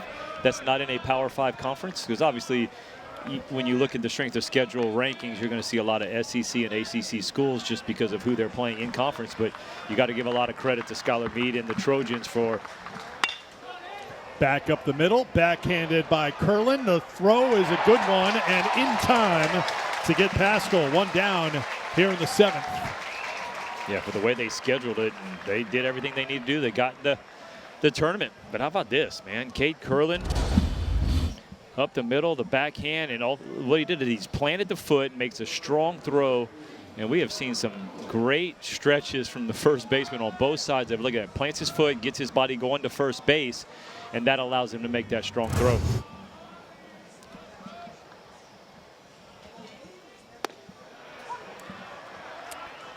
One down for Charlie McGulick, who's 1 for 2 today.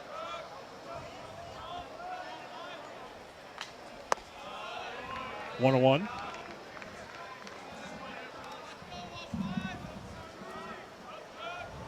Sophomore's had a really good sophomore year after being named to the MAC All-Rookie team a season ago. All-Tournament last year at 315, up that to first team All-Conference honors this year. Second team in hitting at 347. 2-2.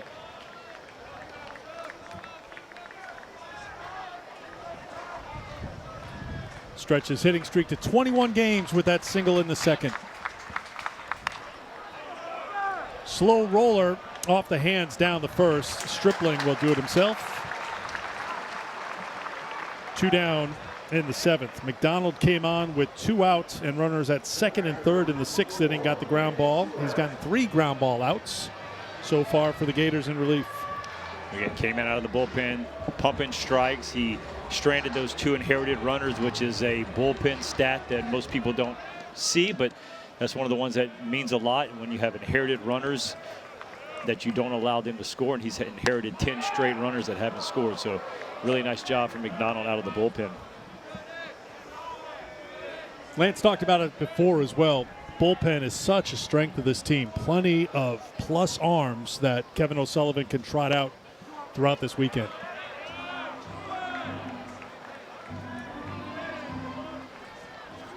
Right now, they're relaxing in the bullpen. Rightly so.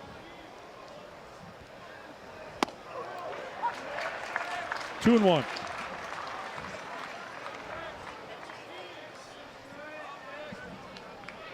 McNeely and Reitner. Barberry. Ground ball, base hits. Schuett has his first hit of this regional. He's 1 for 3 today. Comes with 2 down here in the 7th. Good piece of hitting right here by Nick Schuett. Fastball up in the zone. 102 off the bat. Just smokes this one into the center field for a nice single. 9-game hitting streak now for Nick. I'll bring up Elliot Medlock. A couple of ground outs against Sandifer today. Foul tip for strike 1. Sandifer went 5 2/3, gave up 2 hits, no runs, a walk, 5 strikeouts, 87 pitches in getting the start. As I mentioned, we expect Aiden King tomorrow. Liam Peterson still available as well for the Gators. 1-1.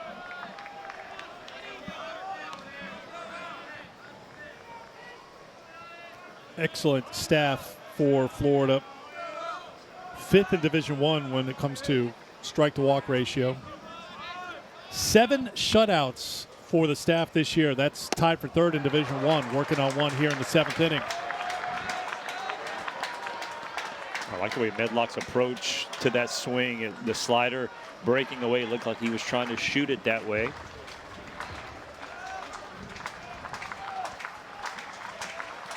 The 1-2.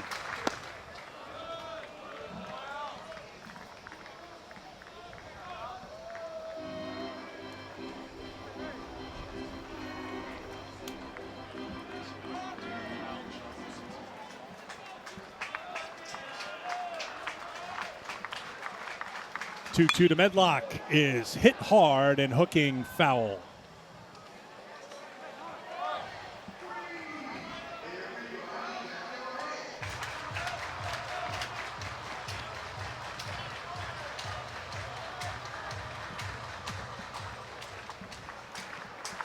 Caden McDonald's 19th appearance out of the bullpen this season. Trying to put away Elliot Medlock. here in the 7th. Full count. That's a good take. I mean, that's a fastball that stays up in the zone, and it's so tough to lay off of just because it keeps carrying. And you could see Medlock went for it, but last second able to hold up, puts himself in a really good hitter's count. Runner be on the move now. Ball in the gap should score him. There goes Schuett. Swung on and missed. McDonald gets the strikeout, and that will do it for Ryder in the 7th. Leading off for Florida in the bottom of the 7th. Guy who got things started with a home run, 2 for 2 today. You'll see Kyle Jones when we come back.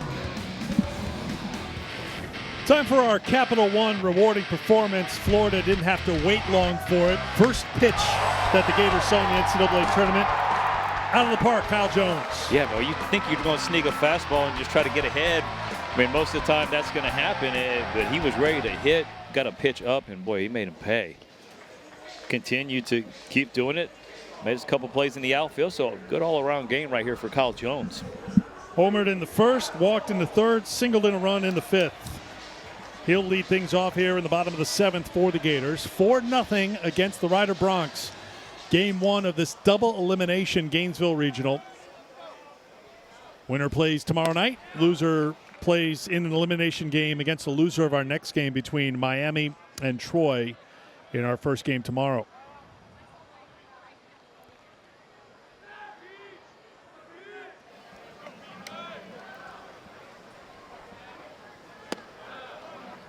In this double elimination tournament, Eric, it's so important to get that first win, right? I mean, when you look at what it does to your staff, the rest that you get, the opportunity to move different pitchers, but ground ball to shorts. Leahy over to McGulick. You like numbers, right? I got the number. Yes, statistically, it shows, what, 93%? 93%. So, I mean, that's the number right there. So thinking, hey, and you start to see some of these teams saying, hey, should we throw our ace, should we not? I mean, it shows you that there's a higher percentage of if you win the first game than if you go 2-0. So, like, that's the part where if you get that first game out of there, boy, you can have the driver's seat in your own regional especially. 93% of regional winners win their opener.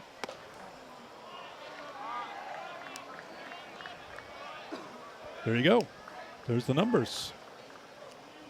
It's interesting. 93% won the opening game. 82% went 2-0. Yeah, it would seem like that means somebody in that 2-0 ball game loses and comes back through that loser's bracket and forces the if necessary game, that extra, 11% in there? Mm-hmm. I didn't know you were an accounting or math major in Alabama. Finance major. Yeah, I mean, I knew that's what you pursued. I didn't know you actually went to class and paid attention. Come on, Eric.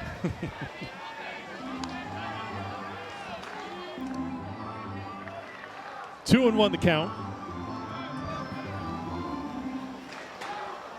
Lawson walked in the 3rd, 0 for 2 today. A walk his 53rd of the season, which leads the team. A little check swing, he'll take it. Base hit for Brendan Lawson with 1 down in the 7th.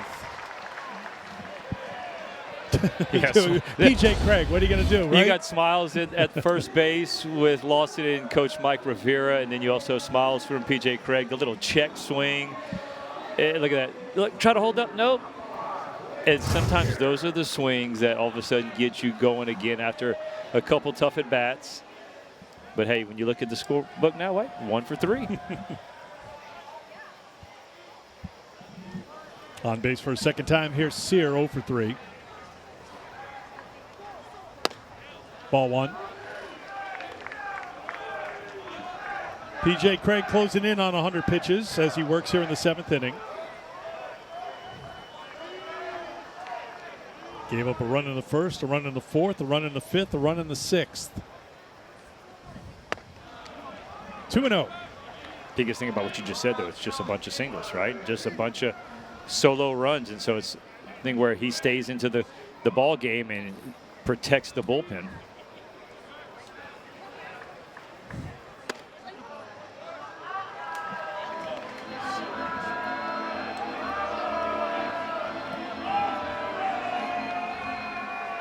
3-0 to Sear as Craig gets ready with pitch number 100. There's the strike, 3-1.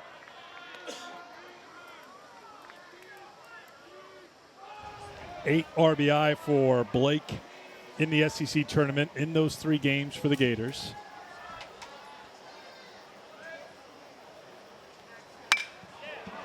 Fly ball to right, drifting back is Hartman to the track. He's got room. 2 down. Craig's done a good job against Sear today, leading hitter for Florida, who's 0 for 4. Now the cleanup hitter, Surowick, will step in 1 for 3 today.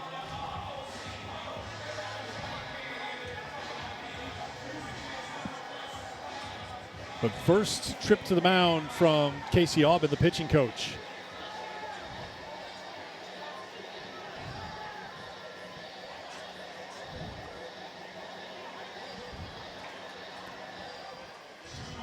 Last time that Rider was in the NCAA tournament, 2023.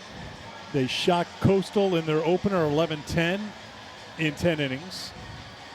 They have more than held their own here against the Gators, but they've only been able to muster 3 hits against Florida pitching. Yeah, and that's what you got to give a lot of credit to. McDonald came in. You had their hottest hitter, Kyle Neary, up at the plate. 2 guys on in scoring position in that 6th inning, and once they were able to chase Russell Sandifer, that's the opportunity. You got to come up big, and so the Gator bullpen really shut that door. Then they tacked on another insurance run.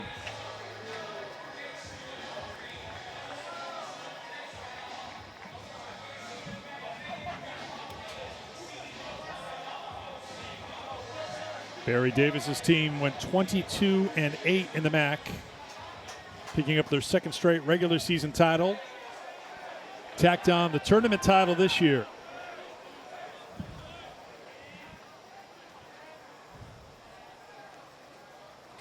Surowick hits it well to left center field, but not hard enough. Pascal drifts over, and he's got it, and that will do it for the Gators in the 7th. We head to the 8th in Gainesville, 4-0 Florida. Florida, Eric Freed, Lance Cormier, and our crew. Here's what's happened so far through 7 innings. Florida, number 8 national seed on top of Rider, 4-0. PJ Craig really great for the Bronx as he came off the mound. Looked like it was going to be it for him. We'll see what happens in the next inning. It won't be it for him in this regional, I would assume, knowing what he did in the MAC. Florida moving on to their 3rd pitcher as they bring on Ernesto Lugo Canchola. Boy, every day, Ernesto, game number 28. He has been the guy that just says, give me the ball. Numbers are great. I mean, in the 33 innings, he's throwing strikes. Look at the punch outs, 47. Does a great job of handling not only right-handed hitters, but left-handed hitters, hitting 158 on the year. Again, analytics are all great, so look for some good outings right here by Ernesto Lugo Canchola. But for Florida, it's been, hey, the recipe for success, you get good starting pitching. Sandifer was good.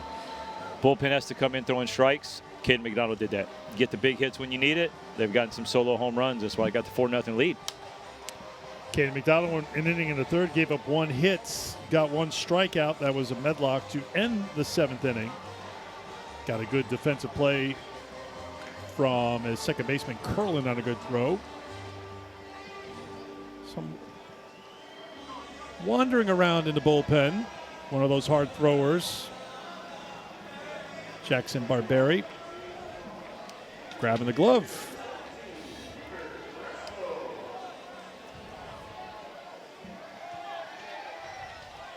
Peter Crespo to lead things off in the 8th for Rider, down 4-0. Ball 1 at 91 from Lugo Canchola.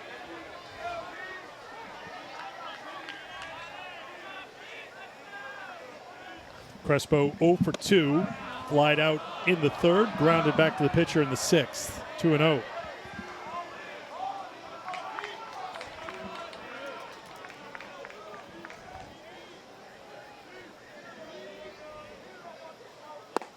Strike 1.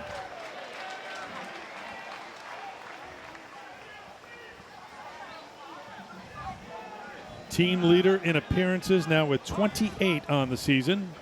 grad student from Pleasant Grove, Utah. Made a couple of appearances in the SEC tournament, 2 2/3 innings of work. Gave up a run and a hit and struck out 6.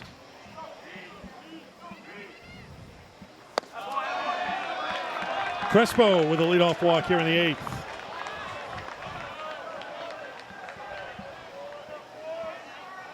First time the leadoff has reached for the Bronx here today.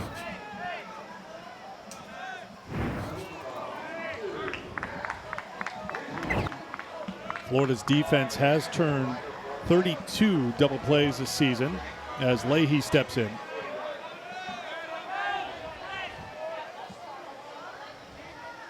Leahy 1 for 2. Singled his last time up, but was left stranded at third. Takes ball 1. That was the biggest threat for Ryder. They had second and third with 1 out. Chase Sandefur. Caden McDonald, the DH, came on. Got a ground ball off the bat of Neary, the best hitter for Ryder. Kevin O'Sullivan with the long, slow walk to the mound. Well, usually in a game, teams are going to have at least 2 runs at you. You know, you're hopeful your offense can give the opposing pitcher more opportunities where you maybe make 3, 4, 5 runs against him. But they had that one in the 6th. Now's an opportunity here where you got the leadoff hitter on, like you mentioned, first time all game. Then you got the 9-hole who's now fallen behind 1-0, and you see they got Jackson Barberry up. You're able to get on right here with nobody out. Now you bring it to the top of the lineup. That's your opportunity to try to get back in this ball game. And that's, I think, why you see Kevin O'Sullivan walking out there to also slow it down. Yeah, also, too, you know, we talked with him yesterday about it. Bowen, the catcher, calls pitches, but there's some give and take, and maybe that was part of it, too. Just so O'Sullivan, like, this is what we're looking for here. You saw Bowen nodding a little bit. A lot of dialogue amongst the 3 with the pitcher and the catcher and the head coach. There's the strike, which I love, by the way. You know, Bowen has done it for a long time, did it at TCU, and for the coaches to give that empowerment to the catchers in this day of the instant communication and the calls coming from the dugout, and like, it's a lot of trust, and he does a great job with it.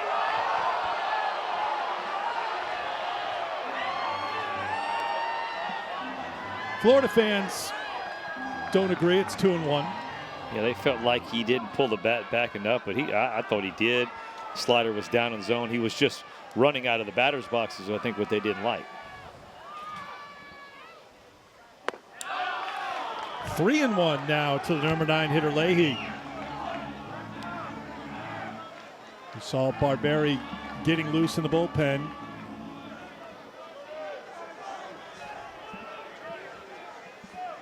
If you see frustration from Kevin O'Sullivan, because you know that he's like, you don't want to use certain guys and you want to have them fresh. And so to get Jackson Barberry up, I mean, Quincholo has been so good this year, especially throwing strikes, and he came in and walked a guy and fell behind 3-1 on the next one.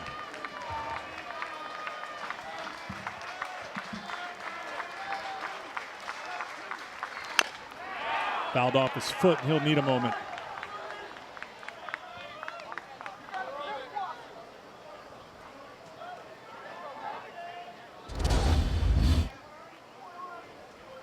Off the inside of that shin. Yeah, just right above the shin guard, maybe. And those shin guards are there. Oof. And like you said, it just looked like a tad bit above it. And we'll have to adjust that. I'll talk it over. Jacqueline Panico is the athletic trainer for Ryder.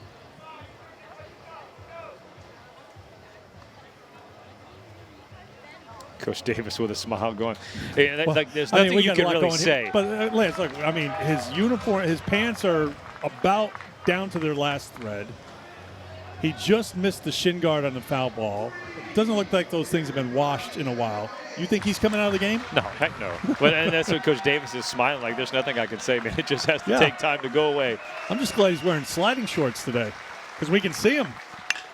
Ground ball to third. The throw to second for 1, and that's all they'll get. Curlin had the momentum carrying off the bag out towards left field, so nothing he could do about it. So it's fielder's choice for Leahy. Crespo retired one down. I like to play from Surwick. He does a great job, and he just really catches it and not rushes it, but he made sure he had to be quick to it and trying to turn that double play, get the pitcher out of the inning. Umpires heading over to the headsets. Now, live, it did look like there might have been a chance. Was Curlin still on the bag? So that's what's being checked here right now. And I think it's a great call to challenge it in a situation, because now if it is overturned, you all of a sudden have two guys on, nobody out. In the top of the eighth, can't go home with the challenge, might as well use it. Yeah, Crespo hanging down at second base. On, ball and glove. Just barely, though, but I think that's going to stand. Yeah, it looked like he still had the toe tapped on it. Jason Harstick right on it. Well, you can see that foot was off the bag pretty quickly after making that catch. So, to your point, Lance, worth the challenge here in the eighth inning because it was that close. And in real time, because he was moving so quickly across the base, it looked to the naked eye like, well, maybe he didn't hold that base in time. But I think replay will have Florida's result handled here, and it should be one down.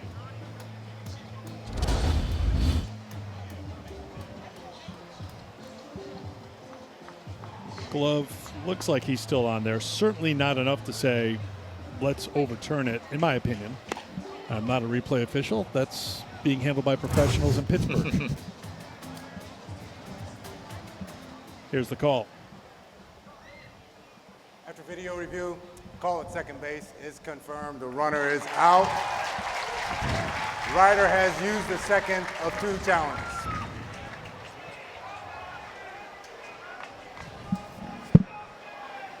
So Crespo will head to the dugout. He's retired at second, 5-4 on the force out. Leahy at first. And back to the top of the order for Will Gallagher. Gallagher 0 for 2 today, struck out in the first, grounded out in the third, walked, and was left stranded at the second in the sixth.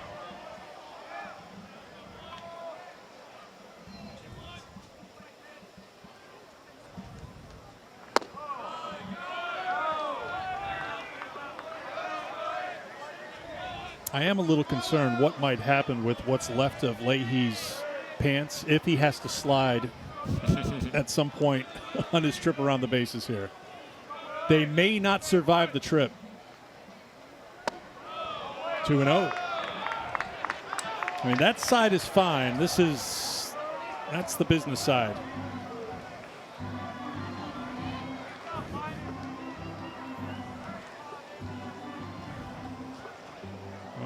Maybe we need to rethink who's handling the sewing for this team. Oh my gosh, that is an absolute mess for Will Gallagher. That's a grinder.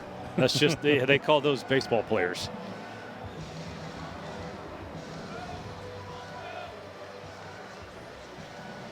I mean, if we put the left pant leg of Leahy together with the right pant leg of Gallagher, they'd be playing in shorts right now.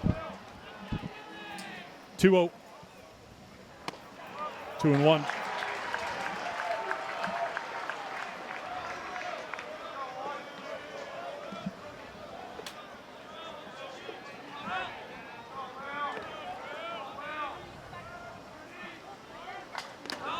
Gets away from the catcher, heading down to second. Standing up is Leahy. Wild pitch.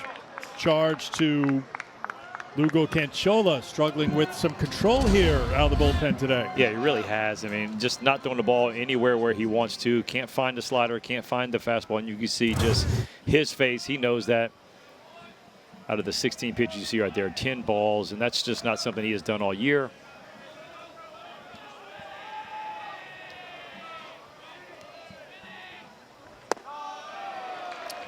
Gallagher walks. First and second with one down.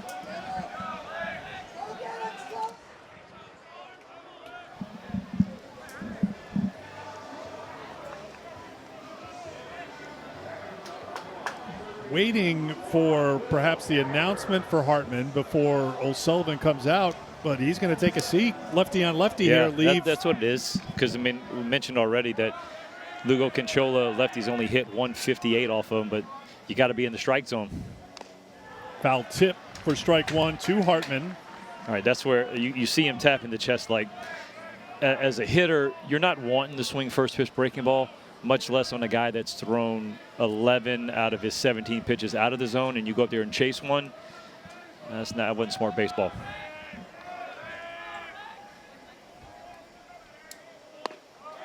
Oh, 0-2. Because when you got a guy in a funk, you don't want to do anything that you can to help him and start to figure it out. And you get a chase on that first pitch. Now he backs up another breaking ball. Now he's in the driver's seat.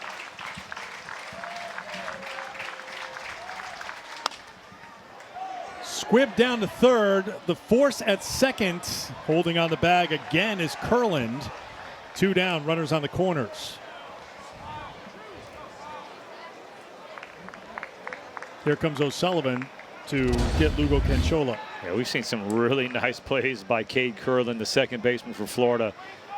Nice job for Serwick staying with that ball. I think the runner Leahy might have gotten in his way and just distracted him a little bit and made him pull that ball, but heck of a job by Kurland to stay on the base, and Canchola's going to pass this ball. Leah, I was going to say, if he comes out here, there's no way he's keeping him for the righty.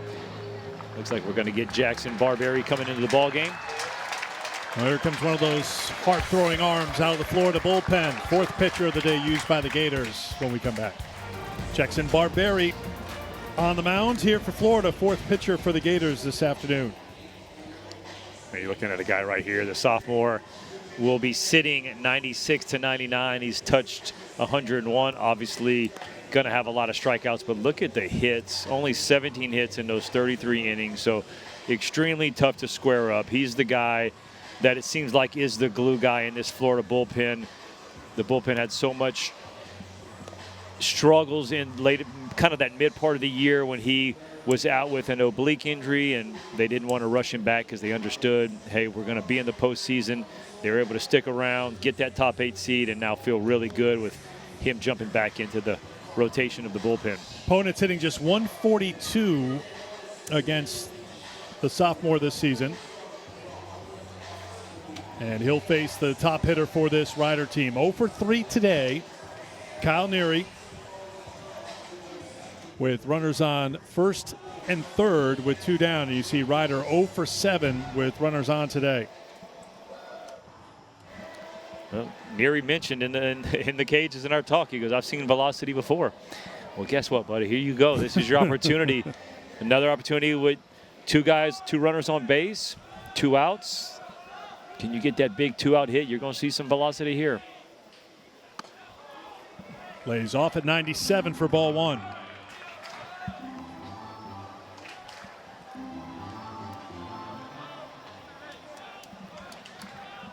Neary, the team leader in OPS,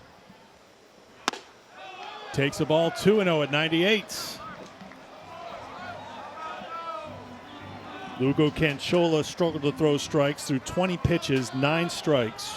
First 2 pitches from Barberry missed the zone. 3 straight have missed the zone.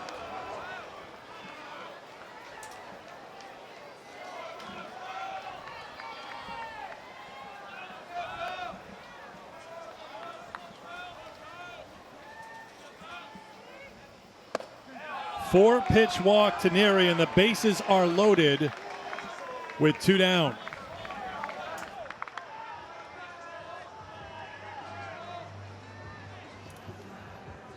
We have talked since the start of the telecast about this vaunted pitching staff for Florida. Last 2 arms out of the bullpen, struggling to throw strikes at the moment. Yeah, and that's where you got to give a lot of credit to the first 2 because they threw the ball to the plate, but they're creating opportunities for the Bronx. Not even close to Pascal for ball 1. Bowen with another meeting out there after 5 straight. They tried to go with the slider to get him back in line.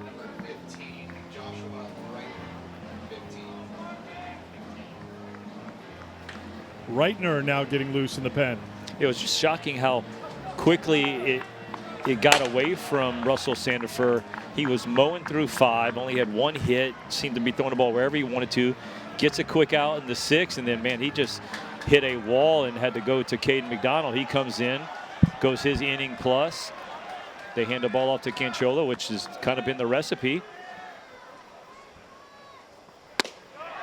There's strike one. 1-1 to Pascal. 0 for 3 today. Good play his last at bat by Kurland at second. Came in the 7th inning.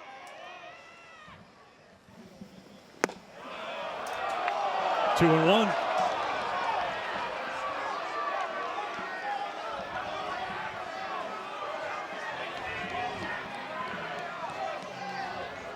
Ryder will take this. They got the tying run at the plate in the 8th inning in the first round of the Gainesville Regional, first day of the Regional.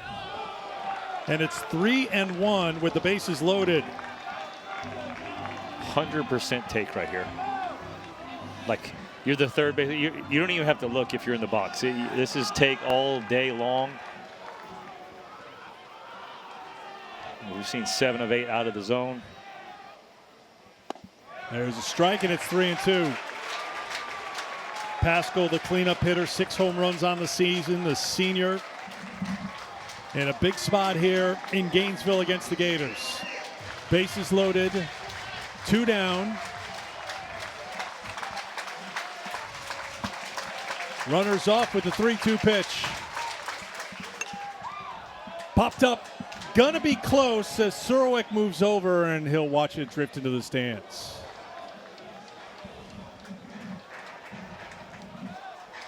I mean, you want to stick around. This is it. And this is a spot where you get the big hit. I mean, you happen to put a ball just semi in the gap or down the line. You got a 3-2 count. You got all the runners going to be on the move. Leahy at third, Hartman at second, Neary at first. Another 3-2 pitch to Anthony Pascal to come from Jackson Barberry. Hit deep to left. Is it? It is! Grand slam! Tie game in Gainesville!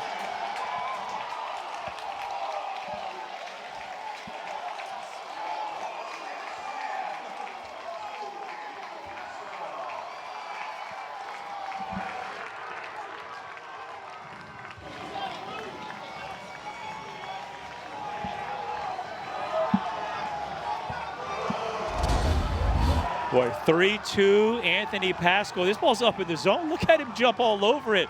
Get the head out. He knew it. The runners on base knew it. Boy, this was a beautiful swing. And, boy, how about this hit? The Ryder bench loves it. Look at it. Hop it over the railing. Coach Davis got the smile on his face. We got a grand slam to tie up the ball game here.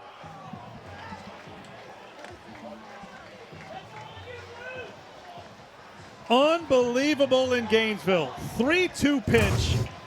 Anthony Pascal hits his 7th home run, and we're tied at 4 in the 8th inning, and Barberry will head to the dugout. And a new pitcher, another pitcher coming on for Florida. Reitner out of the pen. Pascal taking congratulations in the dugout, 4-4. Boy, how about the excitement right here? You got Pascal. Look at that. That's the starting pitcher, P.J. Craig, with the chest bump. That rusty hook that was in his mouth, he just got to spit it out.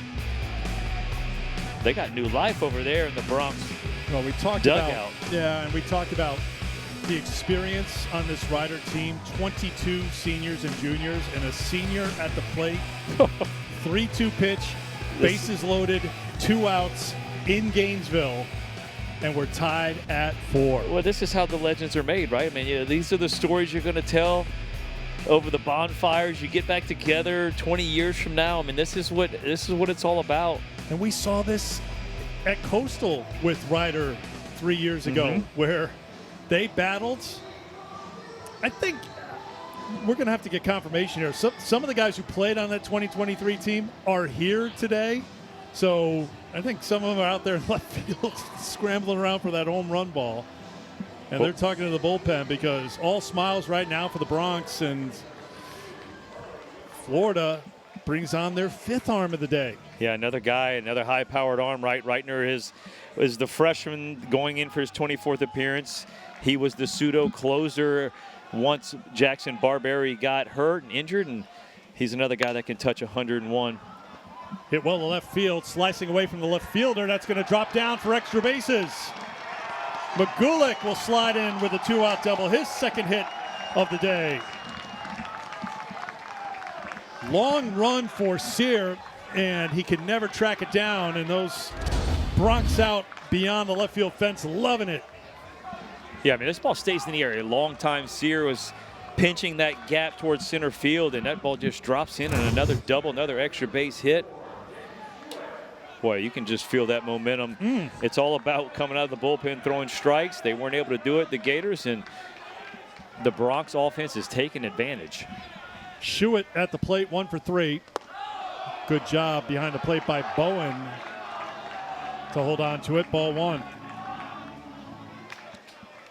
Really started with control issues. Lugo Canchola and Barberry all over the place, and then when they had to bring something in, it was hit hard and far by Pascal for the grand slam. 1-1. Sandifer got the start, went 5 2/3, 2 hits. Caden McDonald was good in relief, an inning and a third with a hit. But those other arms coming out have struggled. This is a foul ball, and it's out of play, and it's 1-2.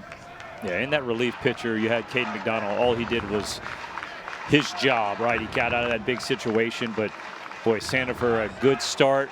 And that's the tough part, right? You come out of the game before the 6th inning, you hand that ball to the bullpen. That's the name of the game. You have all the hitting coaches in the league, doesn't matter which level. Do everything you can to do to get that starter out of the game, and then you feel like you got an opportunity. Gets away from the catcher. Bowen doesn't know where it is, so he's going to have to go to cover the plate as the pitcher, Reitner, tracks it down. Over to the third goes McGulick. Go-ahead run 90 feet away now for the Bronx. Yeah, that just makes you a little scared if you're Florida. I mean, because a slider right there, he tries to just go hard on it. I mean, it's coming out of his hand almost at 92 miles an hour, and it's tough to block when you have a velocity on a breaking ball like that. The rally cap's going. Yeah, they work. 4 runs in the inning to make it a 4-4 game. Fly ball to center. Kyle Jones drifting back. This is carrying. Track. Wall. Gone! Riders in front of the 8th. 6-4 Bronx.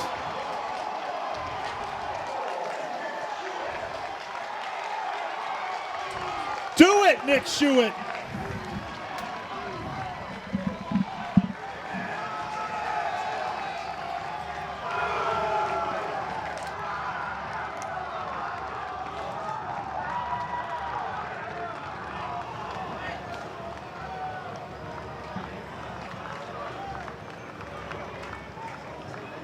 What a story here in Gainesville.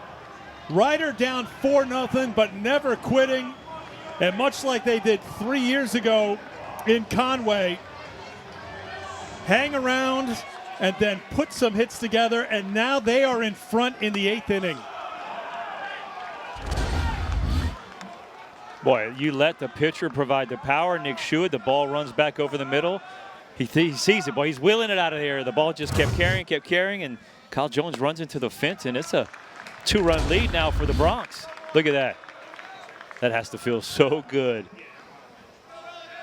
Second hit of the game for Nick Schuett, his 6th home run of the season. Now with 48 RBI. The 1-1 to Medlock is fouled off. Reitner, the 5th pitcher today. 2nd pitcher this inning to watch one leave the yard. First it was Barberry on a 3-2 pitch with 2 outs.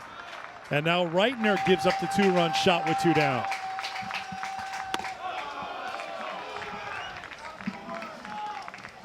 Six runs come across. Inning started with the walk to Crespo. He was erased at second on the fielder's choice for Leahy. Walk to Gallagher. He was erased at second on the fielder's choice by Hartman. Then a walk, grand slam, double, 2-run home run, and it's Rider 6, Florida 4 as we head to the bottom of the 8th in Gainesville. 2-out magic for the MAC champions. The grand slam, 2 outs, 3-2 pitch off the bat of Anthony Pascal. Ryder was not done in the inning. McGulick with the double, and then Shuett with the 2-run shot. Boy, again, just staying through the ball, driving it the other way. I mean, like, look at the excitement from the boys right there. What a response by Ryder. Okay, a couple of things here in play. Pitching change coming for the Bronx. Bronx fans have been going crazy. Can't blame them. Christian Ayala comes on. The lefty is getting loose on the mound. What a job done by P.J. Craig, who just stayed the course, giving up those 4 runs, and now gives way to the left-hander from Hewitt, New Jersey. Yeah, beautiful job by Craig, sticking around, spit that hook out, and has an opportunity now to grab the win. How about the 21st appearance right here? 70 punch-outs. This is a guy that is going to get you some extended innings out of the bullpen. You see the 53 in his 21, so you know he's going to stretch it a little bit. Fastballs in that 82 to 87 range, so it's going to be something totally different than the Gator offense has seen, and for the most part seen all year, though. But look at that line right there. 102 pitches from Craig. Threw the ball over the zone. Heck, I mean, his 2 solo home runs really is all that got him. You pointed out, gave up 4 extra base hits of the 8 total hits for the Gators. And now Aiello, their best arm out of the bullpen.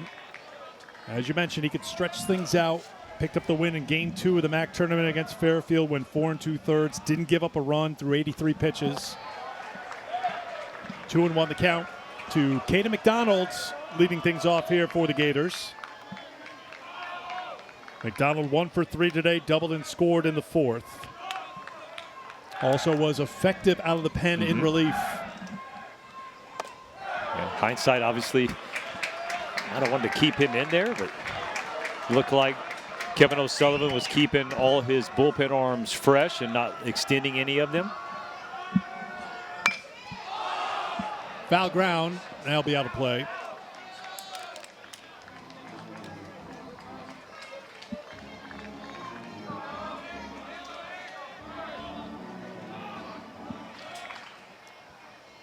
P.J. Craig goes 7, gives up the 4 runs, leaves the game with the lead. As Aiello throws the 3-2, that's fouled off again by McDonald.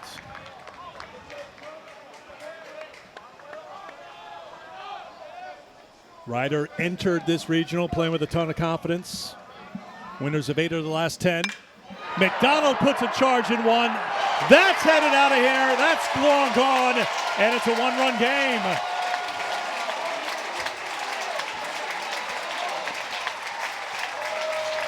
Home run number 7 on the season for Caden McDonald.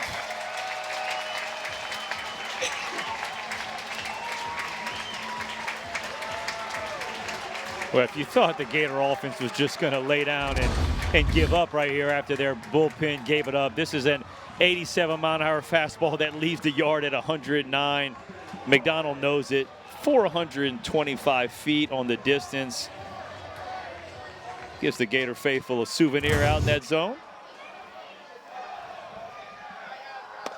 Hey, all I know, if you're Ryder, the last 6, I mean, they always say the hardest 3 outs, right? Could be the last 3. These last 6 outs are going to be tough. Carson Bowen 0 for 3 today. Breaking ball in there. It's 0-2 to Bowen. 3 home runs for Florida today.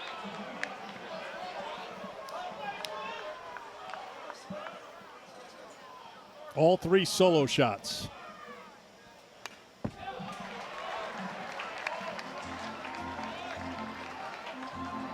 Aiello's second team all-conference, also all-tournament team selection this year for a Ryder team that went 22-8 in the MAC.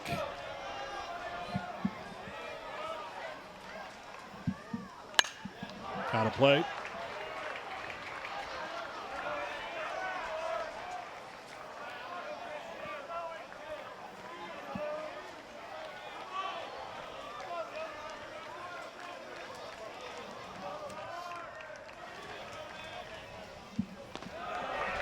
1-2.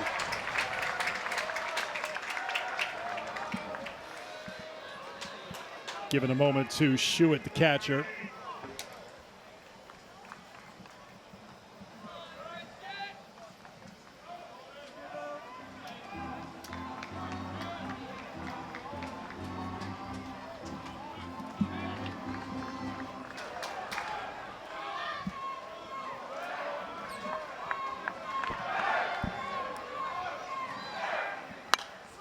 Out of play. Do the 1-2 again.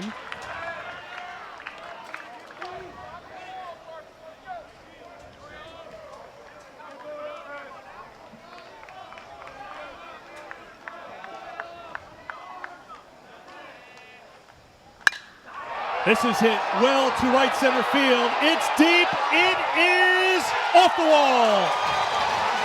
Tracking it down in the outfield. Bowen now heading to third, and the catcher has a triple here in the 8th.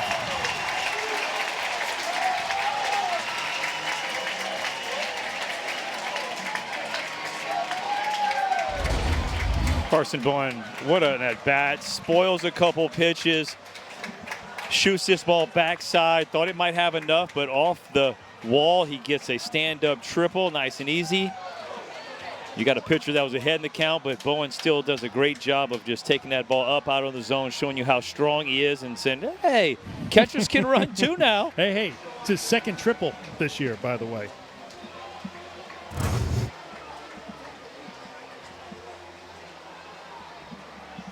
So Kevin O'Sullivan's team fighting back. Long home run off the bat of McDonald. Bowen off the fence for the triple, and here is Stripling. Got a couple of RBIs today, hit his 6th home run of the season back in the 6th. Strike one.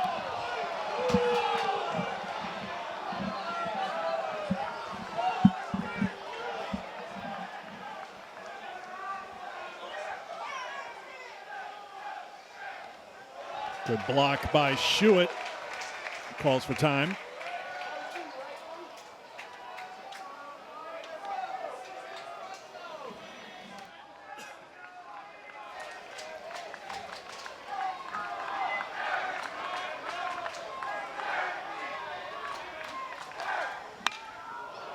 Off the end of the bat, that'll be out of play, and it's 1-2 to Landon Stripling.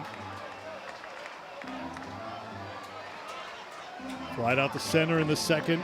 Brought in a run with a sacrifice fly to left in the 4th.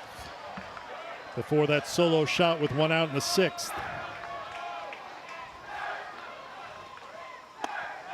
Off the plate, it's 2-2.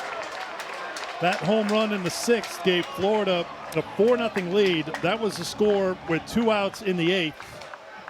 The Bronx scored 6 to take a 6-4 lead. Swung on and missed. Aiello gets the strikeout, 1 down. It's a big pitch right here. I mean, Stripling had laid off a breaking ball away. So you're thinking, hey, would he go back to it? But he goes back to the fastball, up in the zone. Very hittable, but Stripling not able to get to it. That's a big first out.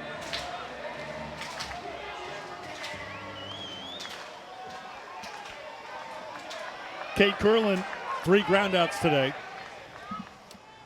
Infield in for the Bronx. Aiello off the mark for ball 1.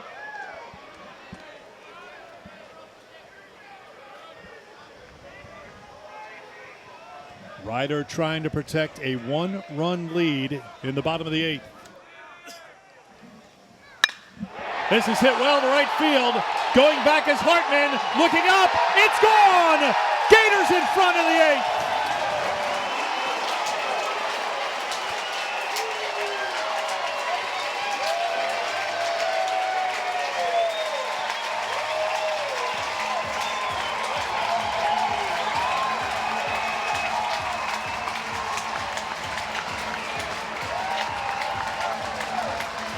What a response by the Florida Gators. Boy, how about this? It's just a fastball, middle. Kate Curlin just keeps the head down on the barrel, Shows you what kind of pop he's got. I mean, this is, look at the fan right there. Loving it, going, heck yeah, back on top, the Gators. I love it.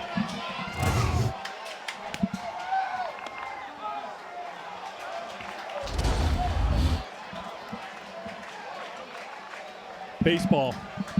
Love it. Love it if you're on that side. Just a few minutes swing, ago, yep. it was just that dugout could not have been happier, and how quickly it swings to the other dugout. And Florida is in front. Hayden Yost, 2 for 3 today. High fly ball to right. Hartman trying to shield the sun, uses the glove well to put it away, 2 down.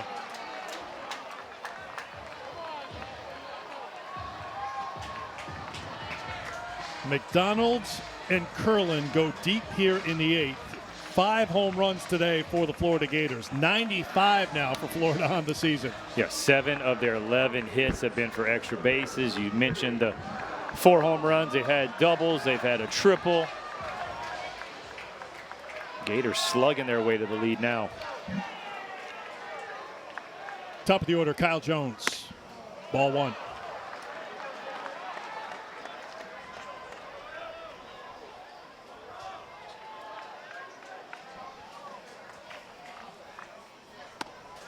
One. Jones has been aboard 3 times today. Homered on the first pitch of the regional that the Gators saw in the first. Walked in the 3rd, singled in a run in the 5th, grounded out in the 7th.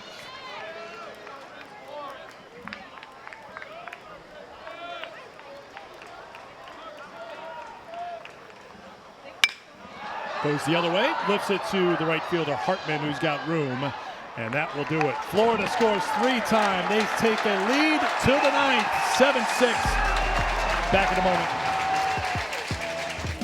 Well, you like offense. How about the 8th inning? We had 9 runs. It started with this. Anthony Pascal grand slam, then Nick Shuett, a 2-run jack, and the Rider Bronx put up a 6 spot. They take the lead. It's 6-4. But you got to come back out and get the outs, boy. Cade McDonald, solo shot of his own. Cade Curlin puts the Gators back on top with a 3 spot. This is a 2-run jack. Now we got a 7-6 ball game. Ryder sent 9 to the plate in the 8th inning. 4th batter that Reitner has faced. Remember, he gave up a double and a homer on the 2 Bronx that he first faced.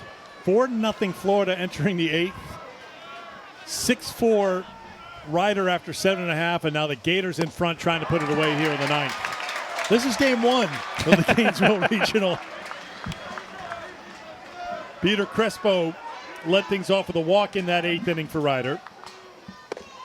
0 for 2 with that walk. 2-1 the count to Crespo, number 8 hitter. Crespo, Leahy, Gallagher for the Bronx here in the 9th. Barry Davis's team putting up a great fight, going in front. Fly ball, long run for Sear. Will he get there? Yes, he will in foul ground. 1 down.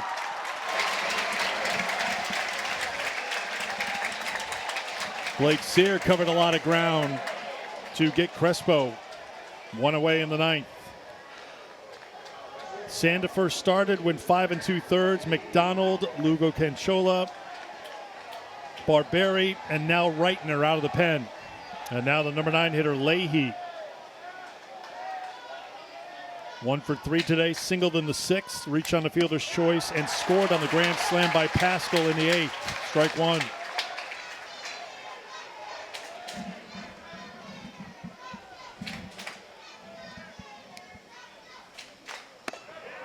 One. Miami and Troy to come 6 o'clock Eastern time tonight here from Gainesville, ACC Network. Winner of this game plays tomorrow night. The loser of this game will take on the loser of our second game on this opening Friday. 2-1. Carson Bowen with a beautiful frame job has frustrated the Florida Gator fans, thinking that was a strike, but it wasn't even close. 2-2. Had our first number 1 seed go down, Southern Miss. takes the L to Little Rock. Georgia survives 3-2. Over the head of Leahy, 2-2.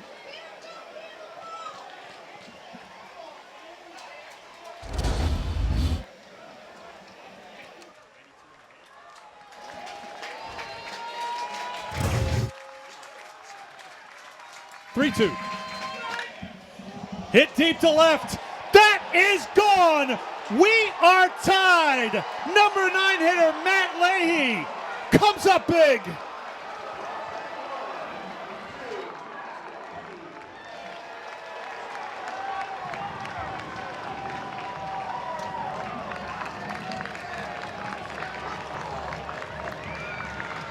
Eric, how about a bigger time to hit your first bomb of the year? Leahy jumps all over this. I mean, Reitner just is having trouble keeping the ball down, and when you throw with the velocity that he has, this was 97. Leahy just turns it around. How about it?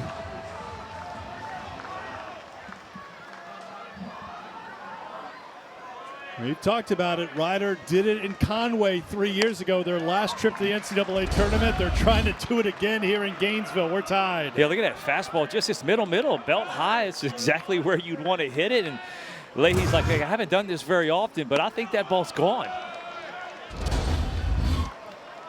But you got to act like you've been there before. Oh, no doubt. Let the Even boys if your know. pants are falling apart. Let the boys know. That has to feel good. Yeah, he's been one of those guys waiting to welcome in the home run hitter. Yep. The tables finally turned for Matt Leahy, the junior shortstop from Woolwich, New Jersey. Goes deep. Gallagher down on strikes, 2 down.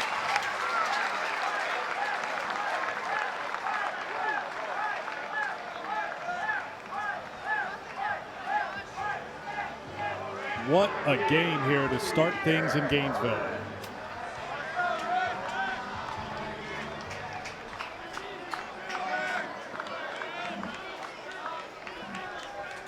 Leahy did not homer last year. He hit 2 home runs as a freshman. So it's been a while. It's been a while. 2024.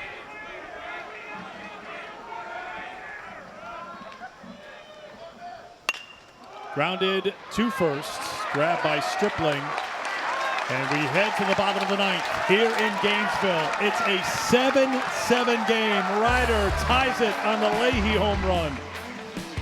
You know, we keep adding to our summary here in the late innings. You know, since the end of the 7th inning, Florida led 4-0.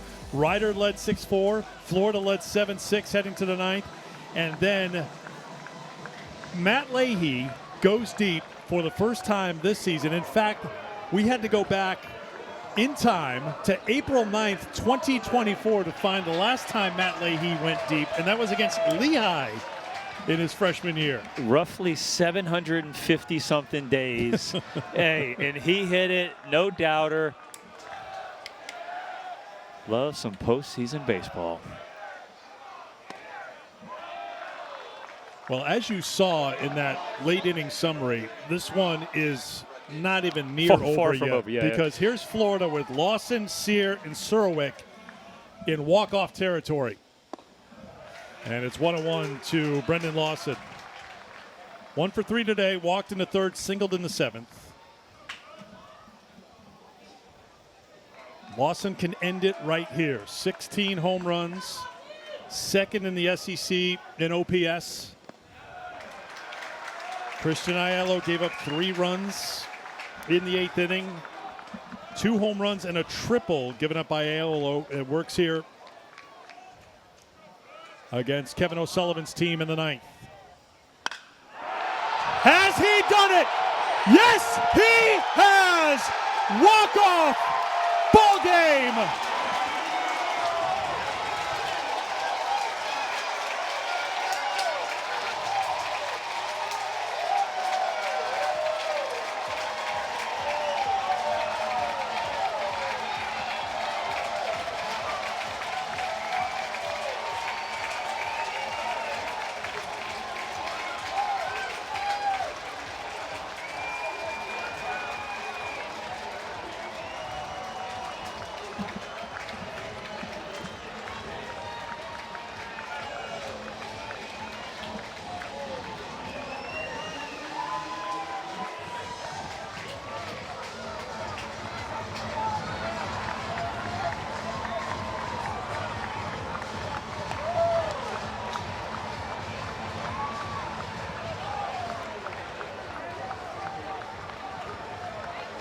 The 5th and final home run of the day for the Florida Gators, number 17 for Brendan Lawson.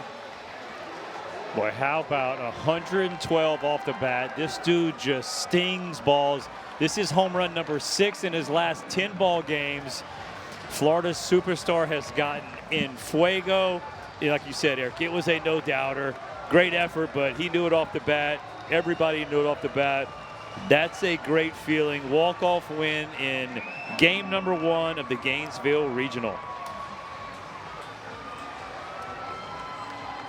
We said it was far from over. Christian Aiello comes on, gives up 3 home runs and a triple. What a fight. What a battle. Ryder gave Florida everything they could. But in the end, the Gators pull it out. 8-7 the final. So Florida now 1-0. They'll play tomorrow night, 6 o'clock Eastern time against the winner of our next game. That's 6 Eastern tonight, ACC Network, Miami and Troy. Ryder into the elimination game tomorrow, 1 o'clock Eastern time against the loser of our game here tonight between the Trojans and the Hurricanes. Man, how about the Gator offense? We talked about the pitching staff, but 2 doubles, a triple, and 5 homers. They paced it, and that's why they're moving on. What a start here for us in Gainesville. Brendan Lawson with the walk-off home run to win it for the Gators by a final score of 8-7. What will Troy and Miami do for an encore? I can't wait to find out, but we'll see tonight, 6 o'clock Eastern time, ACC Network. For Lance Cormier and our crew, Eric Fried, so long for now from Gainesville.